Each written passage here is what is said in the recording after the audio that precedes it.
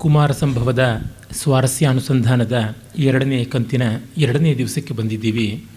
ನಿನ್ನೆಯಷ್ಟೇ 4ನೇ ಸರ್ಗವನ್ನು ಮುಗಿಸಿ 5ನೇ ಸರ್ಗದ 2 ಪದ್ಯಗಳನ್ನು ಕಂಡಿದ್ವಿ. ಪಾರ್ವತಿಯ ತಪಸ್ಸಿನ ಫಲೋದಯ ಈ ಸರ್ಗದ ಸಾರ. ಪಾರ್ವತಿ ತಪಃಫಲೋದಯ ಅಂತಲೇ ಆ ಸರ್ಗದ ಹೆಸರು ಕೂಡ ಇದೆ. ಅವಳು ತನ್ನ ದೇಹ ಮಾತ್ರದ ರೂಪ ಬೆಲೆ ಬರುವಂಥದ್ದಲ್ಲ, ಆತ್ಮಸೌಂದರ್ಯವೇ ಸಾಧು ಅಂತ ಅಂದುಕೊಂಡ್ಳು. ಇಲ್ಲಿಂದ ಈ ಇಡೀ ಕಾವ್ಯಕ್ಕೆ ಒಂದು ಹೊಸ ದಿಕ್ಕು ಬರುತ್ತೆ. ಅಂದರೆ 3ನೇ ಸರ್ಗದವರೆಗೆ ಒಂದು ದೇಹರಂಗದ ವಿಜೃಂಭಣೆ, ಆಮೇಲೆ ಈ ದೇಹದಲ್ಲಿ ಯಾವ ಪ್ರಯೋಜನವೂ ಇಲ್ಲ, ಅಲ್ಲಿಗೆ ನಿಂತರೆ ಒಂದು ಟ್ರ್ಯಾಜಿಡಿ. ತುಂಬ ಜನ ಪಾಶ್ಚಾತ್ಯ ವಿದ್ವಾಂಸರೆಲ್ಲ 3ನೇ ಸರ್ಗದ ಕೊನೆಯೇ ಆಗಿದ್ದರೆ ಬಹಳ ಚೆನ್ನಾಗಿರ್ತಿತ್ತು ಅಂತ, ಅದು ಕ್ಲೈಮ್ಯಾಕ್ಸ್ ಅಂತ. ಆದರೆ ಹಾಗೆ ಮಾಡುವುದು ಲೋಕಕ್ಕೆ ಭರವಸೆ ಕೊಡುವಂಥದ್ದಲ್ಲ. ಮುಂದೆ ಇನ್ನೊಂದು ಸಾಧನೆ ಇದೆ, ಮತ್ತೊಂದು ಒಳಿತು ಇದೆ ಅಂತ ತೋರಿಸಬೇಕು. ದೇಹ ತುಚ್ಛವಲ್ಲ, ಆ ದೇಹವನ್ನೇ ಒಂದು ಸಾಧನವಾಗಿಟ್ಟುಕೊಂಡು ಅದನ್ನು ಮೀರಿ ಹೋಗಬೇಕು ಅನ್ನುವಂಥದ್ದು ಏನ ತ್ಯಜಸಿ ತತ್ಯಜ ಅಂತ ಇದ್ದದ್ದೇ ಹೌದು. ಈ ದೃಷ್ಟಿಯಿಂದ ಪಾರ್ವತಿ ತನ್ನ ದೇಹವನ್ನು ಧರ್ಮ ಸಾಧನವಾಗಿ ಮಾಡಿಕೊಡ್ತಾಳೆ. ಕಾಮಸಾಧನವಾಗಬೇಕಾದ ದೇಹ ಕಾಮಸಾಧನವೂ ಆಗುತ್ತದೆ, ಮೊದಲಿಗೆ ಧರ್ಮ ಸಾಧನವೂ ಆಗುತ್ತದೆ ಅಂತ ಮುಂದೆ ಇದೇ ಸರ್ಗದಲ್ಲಿ ಶರೀರ ಮಾಧ್ಯಮ ಖಲು ಧರ್ಮ ಸಾಧನಂ ಅನ್ನೋ ಮಾತನ್ನು ಬ್ರಹ್ಮಚಾರಿಯ ವೇಷದಲ್ಲಿ ಬಂದ ಶಿವ ಹೇಳುವ ಮೂಲಕ ಯಾವ ಬೆಲೆ ಯಾವುದಕ್ಕೆ ಅಂತ ತೋರ್ಪಡಿಸ್ತಾ ಇದ್ದಾನೆ ಕವಿ. ನಿಶಮ್ಯ ಚೈನಾಂ ತಪಸೇ ಕೃತೋದ್ಯಮಾಂ ಸುತಾಂ ಗಿರೀಶ ಪ್ರತಿಸಕ್ತ ಮಾನಸಾಂ ಉವಾಚ ಮೇನಾ ಪರಿರಭ್ಯ ವಕ್ಷಸ ನಿವಾರಯಂತಿ ಮಹತೋ ಮುನಿವ್ರತಾತ್. ಮಗಳು ಯಾವನನ್ನು ಇಷ್ಟಪಟ್ಟಳು, ತಾಯಿ ಅವನು ಯೋಗ್ಯ ಅಂತ ಬಲ್ಲವಳಾಗಿದ್ದಾಳೆ, ಆದರೆ ಅವನು ಸಿಗ್ತಾ ಇಲ್ಲ, ಮಗಳು ಬಿಡ್ತಾ ಇಲ್ಲ. ಈ ಸಂದರ್ಭ ಬಂದರೆ ಯಾವ ರೀತಿ ಆಡಬೇಕು ಆ ರೀತಿ ಆಡ್ತಾ ಇದ್ದಾಳೆ. This is eternal problem. ಪ್ರೀತಿಯ ಹಿಂದೆ ಹುಚ್ಚಾಗಿ ಹೋದ ಹೆಣ್ಣು ಮಕ್ಕಳ ಗಂಡು ಮಕ್ಕಳ ತಾಯಂದರ ಸ್ಥಿತಿ, ತಂದೆಯರ ಸ್ಥಿತಿಯನ್ನು ಕಾಳಿದಾಸ ಎರಡೆರಡೇ ಮಾತುಗಳಲ್ಲಿ ತೋರ್ಪಡಿಸ್ತಾ ಇದ್ದಾನೆ. ತಪಸ್ಸಿಗೆ ನಾನು ಹೊರಡುತ್ತೀನಿ ಅಂತಂದಳು. ತಪಸ್ಸಂದರೆ ಏನು? ಅದರ ಬಗ್ಗೆ ಗಾಢವಾಗಿ ತೊಡಗಿಸಿಕೊಳ್ಳುವಿಕೆ. ತಜ್ಜಪಸ್ತಲ್ಲಯ ಸ್ಮೃತಃ ಅಂತಾರೆ. ಒಂದರ ಜಪ ಅಂದರೆ ಅದರೊಳಗೆ ಲೀನವಾಗುವುದು ಅಂತ. ತಪಿಸುವುದು ಅಂದರೆ ಬೇಯುವುದು, ಅದಕ್ಕಾಗಿ ಹಾತುರಿಯುವುದು, ಒದ್ದಾಡುವುದು ಅಷ್ಟೇ. ಒಂದು ಉದ್ದಿಷ್ಟವಾದ ವಸ್ತುವಿಗಾಗಿ ಒದ್ದಾಡುವುದನ್ನು ತಪಸ್ಸು ಅಂತ. ಮಕ್ಕಳು ಒದ್ದಾಡಿದ್ರೆ ತಂದೆ ತಾಯಿಗಳು ಸುಮ್ಮನೆ ಇರೋಕ್ಕಾಗುತ್ತಾ? ಅವರಿಗೆ ಬಂದ ಸಂಕಟ ಅವರಿಗೆ ಮತ್ತೊಂದು ತಪಸ್ಸು.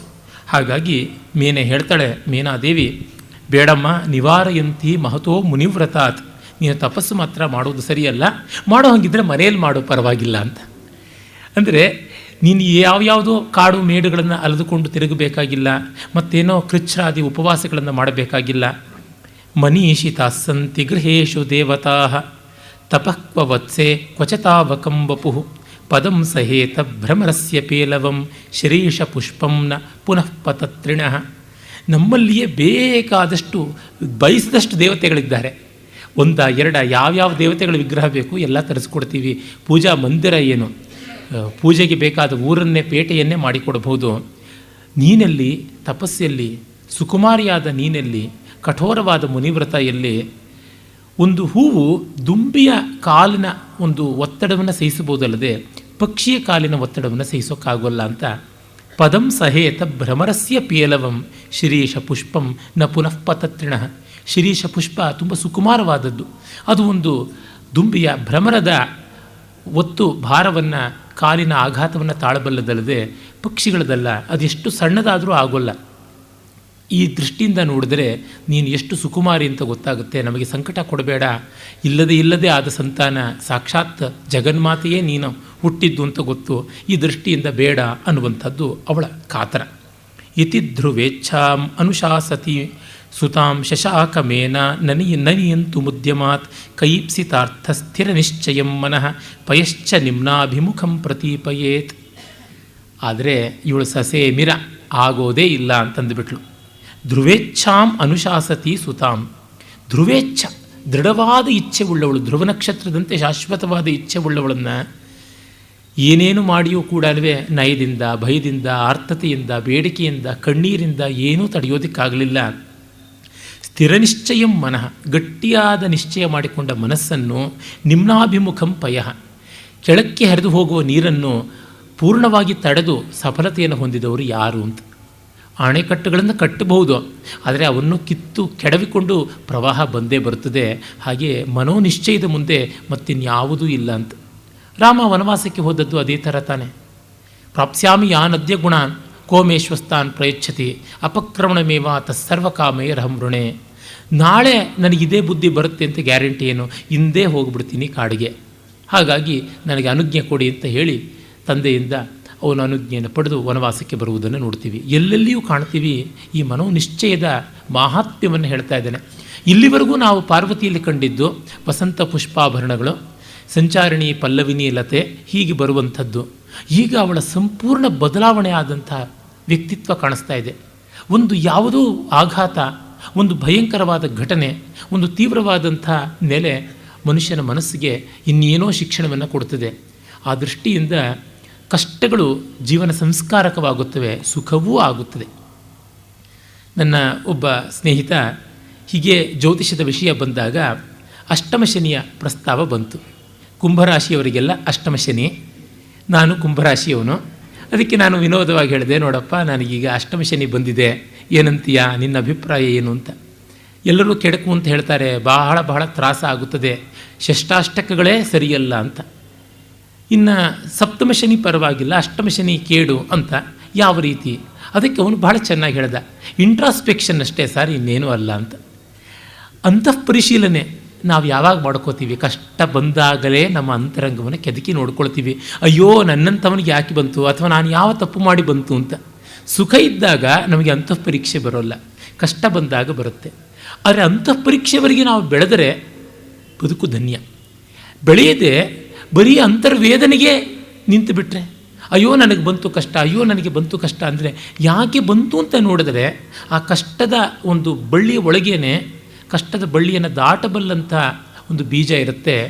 ಅದರ ಸಂಕೋಲೆಯ ಒಳಗೇನೆ ಒಂದು ಬೀಗದ ಕೈ ಕೂಡ ಇರ್ಬೋದು, ಬಿಚ್ಚಿ ದಾಟುವಂಥದ್ದು. ಅಥವಾ ಇದನ್ನು ಅಂಗೀಕರಿಸೋಣ, ತಾಳ್ಮೆಗಿಂತ ತಪಮುಂಟೆ, ಅದನ್ನು ಮಾಡೋಣ ಅನ್ನುವಂತೆ ಬರುತ್ತದೆ ಅಂತ ನೋಡಿದಾಗ ಈ ಮನೋನಿಶ್ಚಯದ ಸ್ವಭಾವ ಸ್ವರೂಪಗಳನ್ನು ಸಣ್ಣ ಸಣ್ಣ ಮಾತುಗಳಲ್ಲಿ ಕವಿ ಎಷ್ಟು ಚೆನ್ನಾಗಿ ಹೇಳ್ತಾ ಇದ್ದಾನೆ.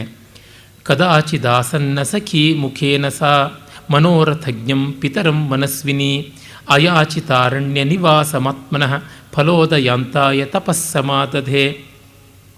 ಕದಾಚಿದ ಆಸನ್ನ ಸಖಿ ಮುಖೇನ, ಯಾವಾಗಲೂ ಒಮ್ಮೆ ಸಖಿಯ ಮುಖದಿಂದ, ಸಖಿಯ ಬಾಯಿಂದ ಮನೋರಥಜ್ಞಂ ಪಿತರಂ ಮನಸ್ವಿನಿ ಅಯಾಚತ ಅಂದರೆ ಒಮ್ಮೆ ನನ್ನ ಮನಸ್ಸು ನಿಶ್ಚಯ ಆದ ಮೇಲೆ ಮಾಡ್ತೀನಿ ಅಂತ ಅಂದುಕೊಂಡ ಮೇಲೆ ಅವಳು ಸಖಿಯ ಮೂಲಕವಾಗಿ ತನ್ನ ತಂದೆ ಹತ್ತಿರ ಕೇಳಿಸಿದಳಂತೆ, ನಮ್ಮ ಈ ಹಿಮಾಲಯ ಪ್ರಾಂತದಲ್ಲಿ ಒಂದು ಯಾವುದಾದ್ರೂ ಸ್ಥಳವನ್ನು ಹುಡುಕಿಕೊಳ್ಳಬೇಕು, ಅಲ್ಲಿಯೇ ತಪಸ್ಸು ಮಾಡಬೇಕು, ಅದರಿಂದ ನಾನು ಬರ್ತೀನಿ ಅಂತ ಹೇಳಿಬಿಟ್ಟು ತನ್ನ ತಂದೆಯ ಹತ್ತಿರಕ್ಕೆ ಸಖಿಯ ಮೂಲಕವೇ ಹೇಳಿಸಿಬಿಡ್ತಾಳೆ. ಅಥ ಕದಾಚಿತ್ ಮನಸ್ವಿನಿ ಸ್ಥಿರಚಿತ್ತ ಸಾ ಪಾರ್ವತಿ ಮನೋರಥಜ್ಞಂ ಅಭಿಜ್ಞಂ ಪಿತರಂ ಹಿಮವಂತಂ ಆಸನ್ನ ಸಖ್ಯಾಪ್ತ ಸಖಿ ಸೈವ ಮುಖಂ ಉಪಾಯ. ಅಂದರೆ ತಂದೆಗೆ ಗೊತ್ತು ಇವಳ ಇಚ್ಛೆ ಏನು ಅಂತ, ಅವನೇ ಕರ್ಕೊಂಡು ಹೋಗಿ ಶಿವನ ಹತ್ರ ಪರಿಚಯ ಮಾಡಿಸಿದ್ದ. ಅದರಿಂದ ತಪಃಫಲೋದಯ ಪರ್ಯಂತ ನಾನು ಸಮಾಧಿಯಲ್ಲಿರ್ತೀನಿ, ಅಲ್ಲಿವರೆಗೂ ಮನೆ ಕಡೆಗೆ ಬರೋದಿಲ್ಲ ಅಂತ ಆರಣ್ಯ ನಿವಾಸಮಾತ್ಮನಃ ತನ್ನ ವನವಾಸವನ್ನು, ತನ್ನ ತಪೋವ್ರತವನ್ನು ತಂದೆಗೆ ತಿಳಿಸಿಬಿಡ್ತಾಳೆ. ಕೆಲವೊಮ್ಮೆ ತುಂಬ ವಾದ ಮಾಡಿ ಪ್ರಯೋಜನವಾಗೋಲ್ಲ, ಮಾತಾಡದೆ ನಮ್ಮ ಕೆಲಸ ಮಾಡಿಬಿಡಬೇಕು.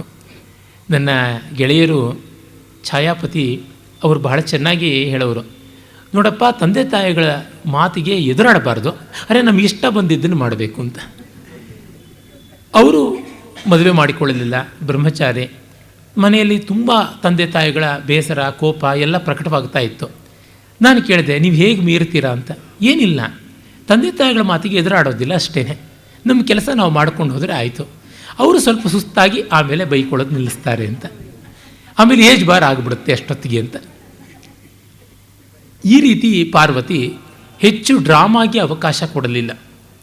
ಅಥಾನುರೂಪಾಭಿನಿವೇಶ ತೋಷಿಣ ಕೃತಾಭ್ಯನುಜ್ಞ ಗುರುಣ ಗರೀಯಸ ಪ್ರಜಾಸು ಪಶ್ಚಾತ್ ಪತಿತಂ ತದಾಖ್ಯಯ ಜಗಾಮ ಗೌರಿ ಶಿಖರಂ ಶಿಖಂಡಿಮತ್. ನವಿಲುಗಳಿಂದ ತುಂಬಿ ತುಳುಕಾಡುವಂತಹ ಮನೋಹರವಾದ ಗೌರೀಶಂಕರ ಶಿಖರಕ್ಕೆ ಹೋದಳು ಅಂತ. ಎವರೆಸ್ಟ್ ಎತ್ತರದಲ್ಲಿ ನವಿಲುಗಳಿರೋಕ್ಕೆ ಸಾಧ್ಯ ಇಲ್ಲ ಅಂದರೆ ಕಾಳಿದಾಸನ ಕಲ್ಪನೆಯಲ್ಲಿ ಇರುತ್ತೆ ಅಷ್ಟೇ. ಅಷ್ಟು ರಮಣೀಯ ಪ್ರದೇಶವು ಇವಳಿಗೀಗ ಧ್ಯಾನದ ಪ್ರದೇಶವಾಯಿತು. ಅಂದರೆ ಅತಿ ಸುಂದರವಾದ ಸನ್ನಿವೇಶದಲ್ಲಿ ಕೂಡ ನಾವು ಆತ್ಮಾಭಿಮುಖರಾದರೆ ಸೌಂದರ್ಯ ಅಸೌಂದರ್ಯ ಗಮನಕ್ಕೆ ಬರುವಂಥದ್ದು ಅಲ್ಲ.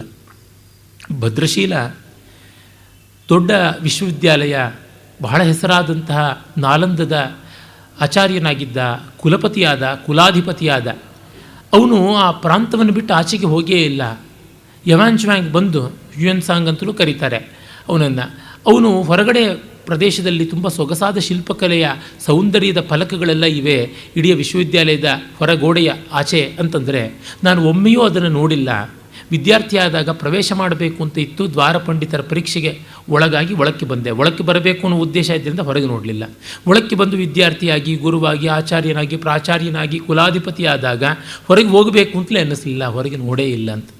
ಅರಸಿಕತೆ ಅಂತನ್ನಿ, ವೈಮುಖ್ಯಾನ್ನಿ, ಏನೇ ಅನ್ನಿ, ಏಕದೀಕ್ಷೆ ಅಂತೂ ಇದೆ. ಯಾವುದೂ ವಿಚಲಿತವಾಗಲಿಲ್ಲ, ಆ ಅಂತರಂಗದ ನೆಮ್ಮದಿ ಕೆಡಲಿಲ್ಲ.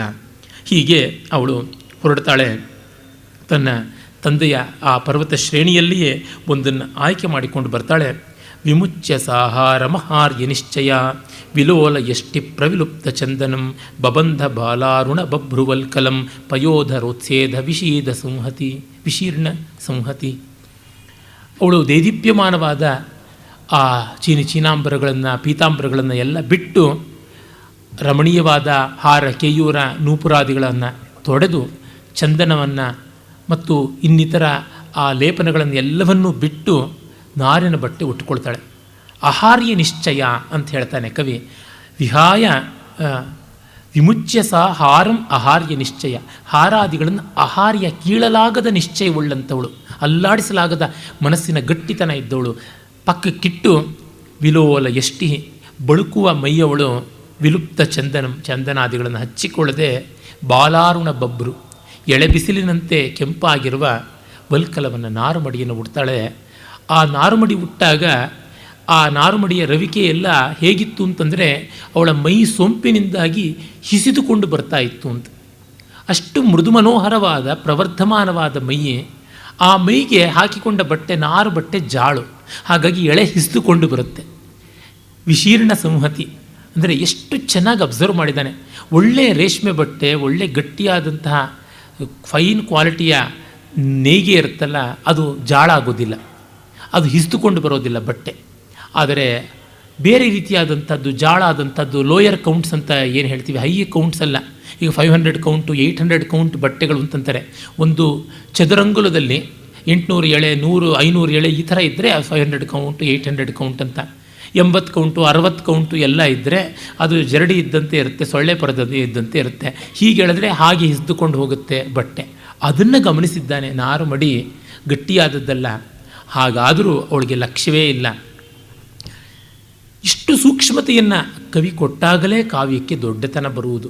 ಪಾರ್ವತಿ ತಪಸ್ಸಿಗೆ ಹೋದಳು ಅಂತಂದರೆ ಲೋಕವಾರ್ತೆ, ಯಾರೂ ಹೇಳ್ಬೋದು ಸೂರ್ಯ ಮುಳುಗದ ಅಂತ ಹೇಳಿದಂತೆ. ಆ ಸೂರ್ಯ ಮುಳುಗಿದ್ದು ಹೇಗೆ ಅನ್ನೋದನ್ನು ಒಂದು ಕಾವ್ಯವಾಗಿ ಹೇಳಿದ್ರೆ ಆವಾಗ ನಮಗೆ ನಿಜವಾದ ಪರಿಣಾಮ ಉಂಟಾಗುತ್ತೆ. ಯಾವ ತರಹ ಸೂರ್ಯ ಮುಳುಗಿದ್ದು, ಮೊನ್ನೆಯಷ್ಟೇ ಒಂದು ಪದ್ಯ ಬರೆದೆ, ಆ ಪದ್ಯದ ತಾತ್ಪರ್ಯ ಅಷ್ಟೇ ಜ್ಞಾಪಕದಲ್ಲಿದ್ದೆ, ಸಾಲುಗಳು ಜ್ಞಾಪಕದಲ್ಲಿಲ್ಲ. ನಮ್ಮ ಮಕ್ಕಳು ಮನೆ ಬಿಟ್ಟು ದೂರ ಆಗಿಬಿಡ್ತಾರಲ್ಲ, ಆ ಥರ ಪದ್ಯಗಳು ದೂರವಾಗಿ ಅವರ ನೆನಪುಗಳು ಮಾತ್ರ ಉಳಿಯುವಂತೆ ಪದ್ಯ ತಾತ್ಪರ್ಯ ಮಾತ್ರ ಮನಸ್ಸಿನಲ್ಲಿದೆ. ಪದ್ಯದ ಇಡೀ ಆ ರೂಪ ಲುಪ್ತವಾಗಿದೆ ಸ್ಮೃತಿಯಿಂದ. ಸಾಯಂಕಾಲ ಅನ್ನುವ ಬೇಟೆಗಾರ ಸಂಧ್ಯಾ ಸೂರ್ಯ ಅನ್ನುವ ಹಣ್ಣಿಗೆ ಗುರಿ ಇಟ್ಟು ಬಿಟ್ಟಾಗ ಅದು ಅಸ್ತಾಚಲ ಅನ್ನುವ ಕಲ್ಲಿನ ಮೇಲೆ ಬಿದ್ದು ಒಡೆದು ಉರುಳಿ ಆ ಕಡೆಗೆ ಪಶ್ಚಿಮ ಸಮುದ್ರದಲ್ಲಿ ಜಾರಿ ಹೋಯಿತು. ಆ ಸೀಳಿದ ಹಣ್ಣಿನಿಂದ ಬಿದ್ದಂಥ ಬೀಜಗಳು ಆ ಸಾಗರದಲ್ಲಿ ಮೊಳೆತು ಮರುದಿವಸದ ಸೂರ್ಯೋದಯದ ಬಳ್ಳಿಯನ್ನು ಉಂಟು ಮಾಡಿ ಮತ್ತೆ ಸೂರ್ಯಬಿಂಬ ಅನ್ನುವ ಹಣ್ಣನ್ನು ಹುಟ್ಟಿಸ್ತಾ ಇದೆ ಅಂತ. ಇದು ಕಾವ್ಯ ಆಗಬೇಕು. ನನ್ನ ಕಾವ್ಯ ಅಂತ ತಕ್ಷಣ ಜ್ಞಾಪಕ ಬಂತು ಅಂತ ಹೇಳಿದೆ ಅಷ್ಟೇ, ನನ್ನದು ಅನ್ನೋದೇನೂ ಇಲ್ಲ ಅಲ್ಲಿ. ಅಂದರೆ ಸುಮ್ಮನೆ ಮುಳುಗಿತು ಸೂರ್ಯಬಿಂಬ ಮತ್ತು ಸುಮ್ಮನೆ ಏಳ್ತು ಅನ್ನುವಂಥದ್ರೊಳಗೆ ಯಾವ ಸೊಗಸೂ ಇಲ್ಲ. ಗತೋಸ್ತಮರ್ಕೋ ಭಾತಿಂದು ಯಾಂತಿ ವಾಸಾಯ ಪಕ್ಷಿಣಃ, ಇವೆಲ್ಲ ಏನು ವಾರ್ತಾಮೇನಾಂ ಪ್ರಚಕ್ಷತೆ, ಇದು ಕೇವಲ ನ್ಯೂಸ್ ಅಷ್ಟೇ, ಇನ್ನೇನೂ ಅಲ್ಲ ಅಂತ. ಇವನು ಅಷ್ಟು ಚೆನ್ನಾಗಿ ಅವಳ ನಾರು ಮಡಿ ಹಿಸಿದುಕೊಂಡು ಹೋಗುವುದನ್ನು ಪರಿಶೀಲನೆಯಿಂದ ಹೇಳಿದ್ದಾನೆ, ಎಲ್ಲಿಯೋ ಗಮನಿಸಿದ್ದಾನೆ. ಆ ಜಾಳು ಬಟ್ಟೆಗಳು ಹೇಗೆ ಹಿಡಿದುಕೊಂಡು ಹೋಗುತ್ತವೆ ಅಂತ ಈ ಸಂದರ್ಭಕ್ಕೆ ತಂದಿಡ್ತಾನೆ. ಕವಿತ್ವ ಅಂದರೆ ಏನು? ವಿಚಿತ್ರ ಭಾವ ಧರ್ಮಾಂಶ ತತ್ವಪ್ರಖ್ಯ ದಿಕ್ಕಾಪಾಲಾಗಿ ಹೋಗುವ ಜೀವನ ಸ್ರವಂತಿಗಳನ್ನೆಲ್ಲ ಏಕತ್ರ ಸಂಕಲನ ಮಾಡಿ ಲೇಸರ್ ಬೀಮ್ಗೂ ಆರ್ಡಿನರಿ ಲೈಟ್ಗೂ ಇರುವಂಥ ವ್ಯತ್ಯಾಸವನ್ನು ಕವಿ ಕಲ್ಪಿಸಿಕೊಡ್ತಾನೆ. ಯಥಾ ಪ್ರಸಿದ್ಧೈರ್ ಮಧುರಂ ಶಿರೋರುಹೈ ಜಟಾಭಿರಪ್ಯೇವಮಭೂತ್ತದಾನನಂ ನ ಷಟ್ಪದ ಶ್ರೇಣಿಭಿರೇವ ಪಂಕಜಂ ಸಶೈವಲಾಸಂಗಮಪಿ ಪ್ರಕಾಶತೆ. ಮುಂಚೆ ಅಂಗುಲಂಗುಲಕ್ಕೂ ಮುಂಗುರುಳಿನಲ್ಲಿ ಮಲ್ಲಿಗೆ ಮೊದಲಾದ ಹೂಗಳನ್ನು ತುಂಬಿಕೊಂಡು ತುರುಬಿಕೊಂಡು ಸೊಗಸು ಮಾಡಿಕೊಳ್ತಾ ಇದ್ದಂಥವಳು ಆ ಧಮ್ಮಿಲ್ಲ ಎಷ್ಟು ಸೊಗಸಾಗಿತ್ತು. ಮುಂಗುರುಳಿಗೆ ಚಿಕುರ ಅಂತಾರೆ. ಇನ್ನು ಪುಡಿಪುಡಿಯಾಗಿದ್ದರೆ ಸಂಸ್ಕೃತದಲ್ಲಿ ಚೂರ್ಣ ಕುಂತಲ ಅಂತ ಕರೀತಾರೆ.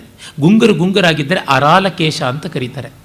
ಮತ್ತು ಹೆಳೆದು ಜಡೆಯನ್ನು ಹಾಕಿಕೊಂಡ್ರೆ ಅದನ್ನು ಧಮ್ಮಿಲ್ಲ, ಕೇಶಪಾಶ, ಕೇಶಹಸ್ತ ಅಂತೆಲ್ಲ ಕರೀತಾರೆ. ಇಷ್ಟೆಲ್ಲ ಸೊಗಸಿರ್ತಕ್ಕಂಥ ತಲೆ ಕೂದಲನ್ನು ಅವಳು ಅತ್ತಿಯ ಮರದ ಹಾಲನ್ನು ಸೇರಿಸಿ ಜಟೆಯಾಗಿ ಕಟ್ಟಿಕೊಂಡು ಬಿಟ್ಳು. ಆ ಮಟ್ಟಕ್ಕೆ ಆ ನಿಷ್ಕರುಣೆಯಿಂದ ಮನೋಹರವಾದ ವಿಲೋಲಾಲಕದಲ್ಲಿ ನೀಲ ಕುಂತಲ ಶ್ರೇಣಿಯಲ್ಲಿ ಅತ್ತಿಯ ಹಾಲು ಹಾಕಿ ಜಟೆ ಕಟ್ಟಿಸಿಬಿಡ್ತಾಳೆ. ಆದರೂ ಅವಳು ಚೆನ್ನಾಗಿದ್ದಳು ಅಂತ ಹೇಳ್ತಾನೆ ಕವಿ. ಯಾತಕ್ಕೆ? ಕಮಲ ದುಂಬಿಗಳ ಜೊತೆ ಇದ್ದರೂ ಚೆನ್ನಾಗಿರುತ್ತೆ, ಪಾಚಿ ಸುತ್ತುವರೆದಿದ್ದರೂ ಚೆನ್ನಾಗಿರುತ್ತೆ ಅಂತ. ಆ ಜಟೆ ಉದ್ದುದ್ದಕ್ಕೆ ತೊಂಗುತ್ತಾ ಇದ್ದರೆ ಗಂಟು ಗಂಟು ಕಟ್ಟಿಕೊಂಡು ಅದು ಪಾಚಿಯ ಎಳೆಗಳಿದ್ದಂತೆ ಕಾಣಿಸುತ್ತೆ.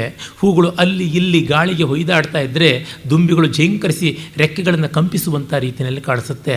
ಹೇಗಿದ್ದರೂ ಕಮಲಕ್ಕೆ ಚೆನ್ನ. ಅದನ್ನು ಮತ್ತು ಇನ್ನೊಂದು ಕಾವ್ಯದಲ್ಲಿ ಅಂದರೆ ಶಾಕುಂತಲದ ಕಿಮುವಿಹೆ ಮಧುರಾಣಾಂ ಮಂಡಲಂ ನಾಕೃತೀನಾಂ ಅಂತ ಕವಿ ಹೇಳ್ತಾನಲ್ಲ, ಮಧುರವಾದ ವಸ್ತುಗಳಿಗೆ ಅಲಂಕಾರ ಯಾಕೆ ಬೇಕು? ಸರಸಿಜ ಮನುವಿದ್ಧಂ ಶೈರವೇಲೇನಾಪಿ ರಮ್ಯಂ ಮಲಿನಮಪಿ ಹಿಮಾಂಶೋರ್ ಲಕ್ಷ್ಮೀಂ ತನೋತಿ ಇಯಂ ಅಧಿಕ ಮನೋಜ್ಞ ವಲ್ಕಲೇನಾಪಿ ತನ್ವಿ ಕಿಮಿವಹಿ ಮಧುರಾಣಾಂ ಮಂಡನಂ ನಾಕೃತೀನಾಂ. ಆಮೇಲೆ ಪ್ರತಿಕ್ಷಣಂ ಸಾ ಕೃತರೋಮ ವಿಕ್ರಿಯಾಂ ವ್ರತಾಯ ಮೌಂಜೀಂ ತ್ರಿಗುಣಾಂಬಭಾರಯಾಂ ಅಕಾರಿ ತತ್ಪೂರ್ವ ನಿಬದ್ಧಯಾತಯ ಸರಾಗಮಸ್ಯ ರಸನಾ ಗುಣಾಸ್ಪದಂ. ಪ್ರತಿ ಕ್ಷಣವೂ ಮೈಗೆ ರೋಮಾಂಚನವನ್ನು ತರುವಂತೆ ಚುರುಚುರಿ ಅಂತ ಸೊಂಟದಲ್ಲಿ ಉರಿಯನ್ನು ಎಬ್ಬಿಸುವಂತಹ ನೋವನ್ನು ಉಂಟು ಮಾಡುವ ಮೌಂಜಿಯನ್ನು 3 ಎಳೆಯಾಗಿ ಹೊಸೆದು ಕಟ್ಟಿಕೊಳ್ತಾಳೆ ಅಂತ. ಅಂದರೆ ಅದು ನೊದೆ ಹುಲ್ಲು ಅಂತ ಕರೀತಾರೆ. ಮುಂಜಾ ಅನ್ನುವ ಹುಲ್ಲಿನಿಂದ ಮಾಡಿದಂಥದ್ದು ಮೌಂಜಿ. ಅದು ಮೇಖಲ ಅಂತಲೂ ಕರೀತಾರೆ. ಮುಂಜಾ ಎಂದ ಆದದ್ದು ಮೌಂಜಿ, ಅದನ್ನು ಮೇಖಲೆಯಾಗಿ ಕಟ್ಟಿಕೊಳ್ತಕ್ಕಂಥದ್ದು. ಅದನ್ನು ಸೊಂಟಕ್ಕೆ ಕಟ್ಟಿಕೊಂಡು ಅವಳು ವ್ರತಿಷ್ಠಳಾಗ್ತಾಳೆ, ಬ್ರಹ್ಮಚರ್ಯ ವ್ರತವನ್ನು ಸ್ವೀಕರಿಸ್ತಾಳೆ. ಇದು ಉಪನಯನ ಕಾಲದ ಒಟ್ಟುಗಳ ಧಾರಣೆ. ಅವಳು ಒಟ್ಟುತ್ವವನ್ನು ಸ್ವೀಕರಿಸಿದಂತೆ ಆಗಿದೆ. ಯಾವುದೇ ವ್ರತ ಎಲ್ಲರಿಗೂ ಇದ್ದದ್ದು, ಗಂಡಾಗಲಿ ಹೆಣ್ಣಾಗಲಿ ಸಕಲರಿಗೂ ಇದ್ದದ್ದೇ. ಟಿ ವಿಯಲ್ಲಿ ಹಿಂದೆ ಚಂದ್ರಪ್ರಕಾಶ್ ದ್ವಿವೇದಿಯವರ ಚತುರ್ವೇದಿ ಅನಿಸುತ್ತೆ, ಅವರ ಒಂದು ಬಹಳ ಸೊಗಸಾಗಿರುವ ದೃಶ್ಯ ಕಾವ್ಯ ಚಾಣಕ್ಯ ಧಾರಾವಾಹಿ ಬರ್ತಾ ಇತ್ತು. ಅಲ್ಲಿ ನೀವು ಗಮನಿಸಿರ್ಬೋದು, ಚಂದ್ರಗುಪ್ತ ಮೊದಲು ಅವನು ಆಶ್ರಮದಲ್ಲಿ ಬ್ರಹ್ಮಚರ್ಯಾಶ್ರಮದಲ್ಲಿದ್ದಾಗ ಅವನು ಮೌಂಜಿಯನ್ನು ಕಟ್ಟಿಕೊಂಡಿರ್ತಾನೆ, ಶಿಖಾಧಾರಿಯಾಗಿರ್ತಾನೆ. ಆಮೇಲೆ ಅವನು ಸ್ನಾತಕನಾದ ಮೇಲೆ ಮುಂಗುರುಳಿನ ಹತ್ತಿರ ಮುಂದೆಲೆ ಹತ್ತಿರ ಆ ಹೂವಿನ ಅಲಂಕಾರವನ್ನೆಲ್ಲ ಮಾಡಿಕೊಂಡು ಸಮಾವರ್ತನ ಮಾಡಿ ಆಮೇಲೆ ಮೀಸೆ ಬೆಳೆಸಿಕೊಂಡು ತಲೆ ಕೂದಲನ್ನು ಬೆಳೆಸಿಕೊಂಡು ಮುಂಡಾಸು ಕಟ್ಟಿಕೊಂಡು ರಾಜವೇಷವನ್ನೇ ಧರಿಸ್ತಾನೆ ಅಂತ ಹೀಗೆಲ್ಲ ಬರುತ್ತದೆ. ಚಾಣಕ್ಯನ ಜೊತೆಗೆ ಸದಾಕಾಲ ಅವನ ಪರ್ಸ್ನಲ್ ಸೆಕ್ರೆಟರಿ ತರಹ ಶಾರಂಗರವ ಅಂತ ಒಬ್ಬ ವಿದ್ಯಾರ್ಥಿ ಇರ್ತಾನೆ. ಅವನು ಸೊಂಟಕ್ಕೆ ಮೌಂಜಿ ಕಟ್ಟಿಕೊಂಡಂತೆ ಮಾಡಿದರು. ಎಷ್ಟು ಸೂಕ್ಷ್ಮವಾಗಿ ಗಮನಿಸಿದ್ದಾನೆ ಆ ನಿರ್ದೇಶಕ ಅಂತ ಅನ್ನೋದನ್ನು ನೋಡಬೇಕು. ತುಂಬ ಸೀರಿಯಲ್ಗಳಲ್ಲಿ ಸಿನಿಮಾಗಳಲ್ಲಿ ಪೌರಾಣಿಕ ಅಂತೆಲ್ಲ ತೆಗಿತಾರೆ, ಅಪಸವ್ಯ ಜನಿವಾರ ಹಾಕಿಕೊಂಡಿರುವಂತೆ ತೋರಿಸ್ತಾರೆ, ಶ್ರಾದ್ದ ಇಲ್ಲದೆ ಇದ್ದರು. ನೋಡುಗರ ಶ್ರಾದ್ದ ಅದು ಅಷ್ಟೇ. ಆ ಬದ್ಧಗಳು ಎಷ್ಟೋ ಆಗ್ತಾ ಇರ್ತವೆ. ಏಕಾಗ್ನಿಕಾಂಡ ಪ್ರಕ್ರಿಯೆಯನ್ನೇ ಅವರು ತ್ರೇತಾಗ್ನಿಕಾಂಡಕ್ಕೂ ಮಾಡಿಸುವಂಥದ್ದೆಲ್ಲ ಆಗಿರುತ್ತೆ. ಅಭಿಜ್ಞೆ ಇರತಕ್ಕಂಥವ್ರಿಗೆ ಗೊತ್ತಾಗುತ್ತೆ. ತಂಜಾವೂರು ವೀಣೆ ಸರಸ್ವತಿ ಕೈನಲ್ಲಿ ಹಿಡ್ಕೊಂಡ್ರೆ ಅದು ಏನು? ರಘುನಾಥ ನಾಯಕ ಆದಮೇಲೆ ಸರಸ್ವತಿ ಹುಟ್ಟಿದ್ದು. ಅದು ತುಂಬಿ ವೀಣೆ, ಕಚ್ಚಪಿ ವೀಣೆ, ಆಲಾವಣಿ ವೀಣೆ, ಈ ಥರದ್ದು ವೀಣೆಗಳಿರಬೇಕಾಗಿತ್ತು. ಈ ಥರದ್ದೆಲ್ಲ ಗಮನಿಸಿದವರಿಗೆ ಗೊತ್ತಾಗುತ್ತದೆ. ಇಲ್ಲದೇ ಇದ್ದರೆ ಯಾವುದೋ ಒಂದು 2ನೇ ಶತಮಾನದ 3ನೇ ಶತಮಾನದ ಕಥೆಯಲ್ಲಿ ಸಿತಾರ್ ನುಡಿಸ್ತಾ ಇರ್ತಕ್ಕಂಥದ್ದು. ಅದು ಬಂದದ್ದು ತೀರಾ 12ನೇ ಶತಮಾನದ ಹೊತ್ತಿಗೆ ಸಿತಾರ್ ವಾದ್ಯ. ಈ ಥರದ್ದು ಎಷ್ಟೋ ಅಪಸವ್ಯಗಳಾಗುತ್ತವೆ. ಹಾಗೆ ಆಗದೆ ಇರಬೇಕು ಅಂತಂದರೆ ಆ ಸೂಕ್ಷ್ಮ ಪರಿಶೀಲನೆ ಕವಿಗೆ ಇರಬೇಕು. ಕಲಾಕೃತಿಯನ್ನು ಯಾವ ಮಾಧ್ಯಮದಲ್ಲಿ ನಿರ್ಮಾಣ ಮಾಡುವವನು ಕವಿಯೇ. ಈ ಸೃಷ್ಟಿಯನ್ನು ಮಾಡಿದಂಥ ಪರಮಾತ್ಮನನ್ನು ನಾವು ಕವಿ ಅಂತ ಕರಿತೀವಿ. ಇಲ್ಲಿ ಕಾಳಿದಾಸ ಮಹಾಕವಿ ಮೌಂಜಿಯನ್ನು ಸೊಂಟಕ್ಕೆ ಕಟ್ಟಿಕೊಂಡು ಪ್ರತಿ ಕ್ಷಣವೂ ಇದು ಇದೆ ಮೈಮೇಲೆ, ಇದು ಇದೆ ಎನ್ನುವ ಅರಿವನ್ನು ಉಂಟು ಮಾಡ್ತಾ ಇತ್ತು. ತಾನು ವ್ರತಿಷ್ಠಳು ಅನ್ನುವ ಭಾವ ತರ್ತಾ ಇತ್ತು. ಅದೇ ಅವಳಿಗೀಗ ಒಡ್ಯಾಣವಾಗಿದೆ ಅಂತ. ರಸನಾ ಗುಣಾಸ್ಪದಂ. ಮತ್ತು ಸರಾಗಂ, ಕೆಂಪುಗೆ ಸೊಂಟ ಉರಿತಾ ಇದೆಯಂತೆ ಆ ಒಂದು ಹುಲ್ಲಿನ ಒರಟುತನದ ಉಜ್ಜುವಿಕೆಯಿಂದ. ವಿಶಿಷ್ಟ ರಾಗ ಅಧರ ನಿವರ್ತಿತ ಸ್ತನಾಂಗ ರಾಗ ರುಣಿತಾಚ್ಚ ಕಂದುಕಾತ್ ಕುಚಾಂಕುರಾದಾನ ಪರೀಕ್ಷತಾಂಗುಲಿ.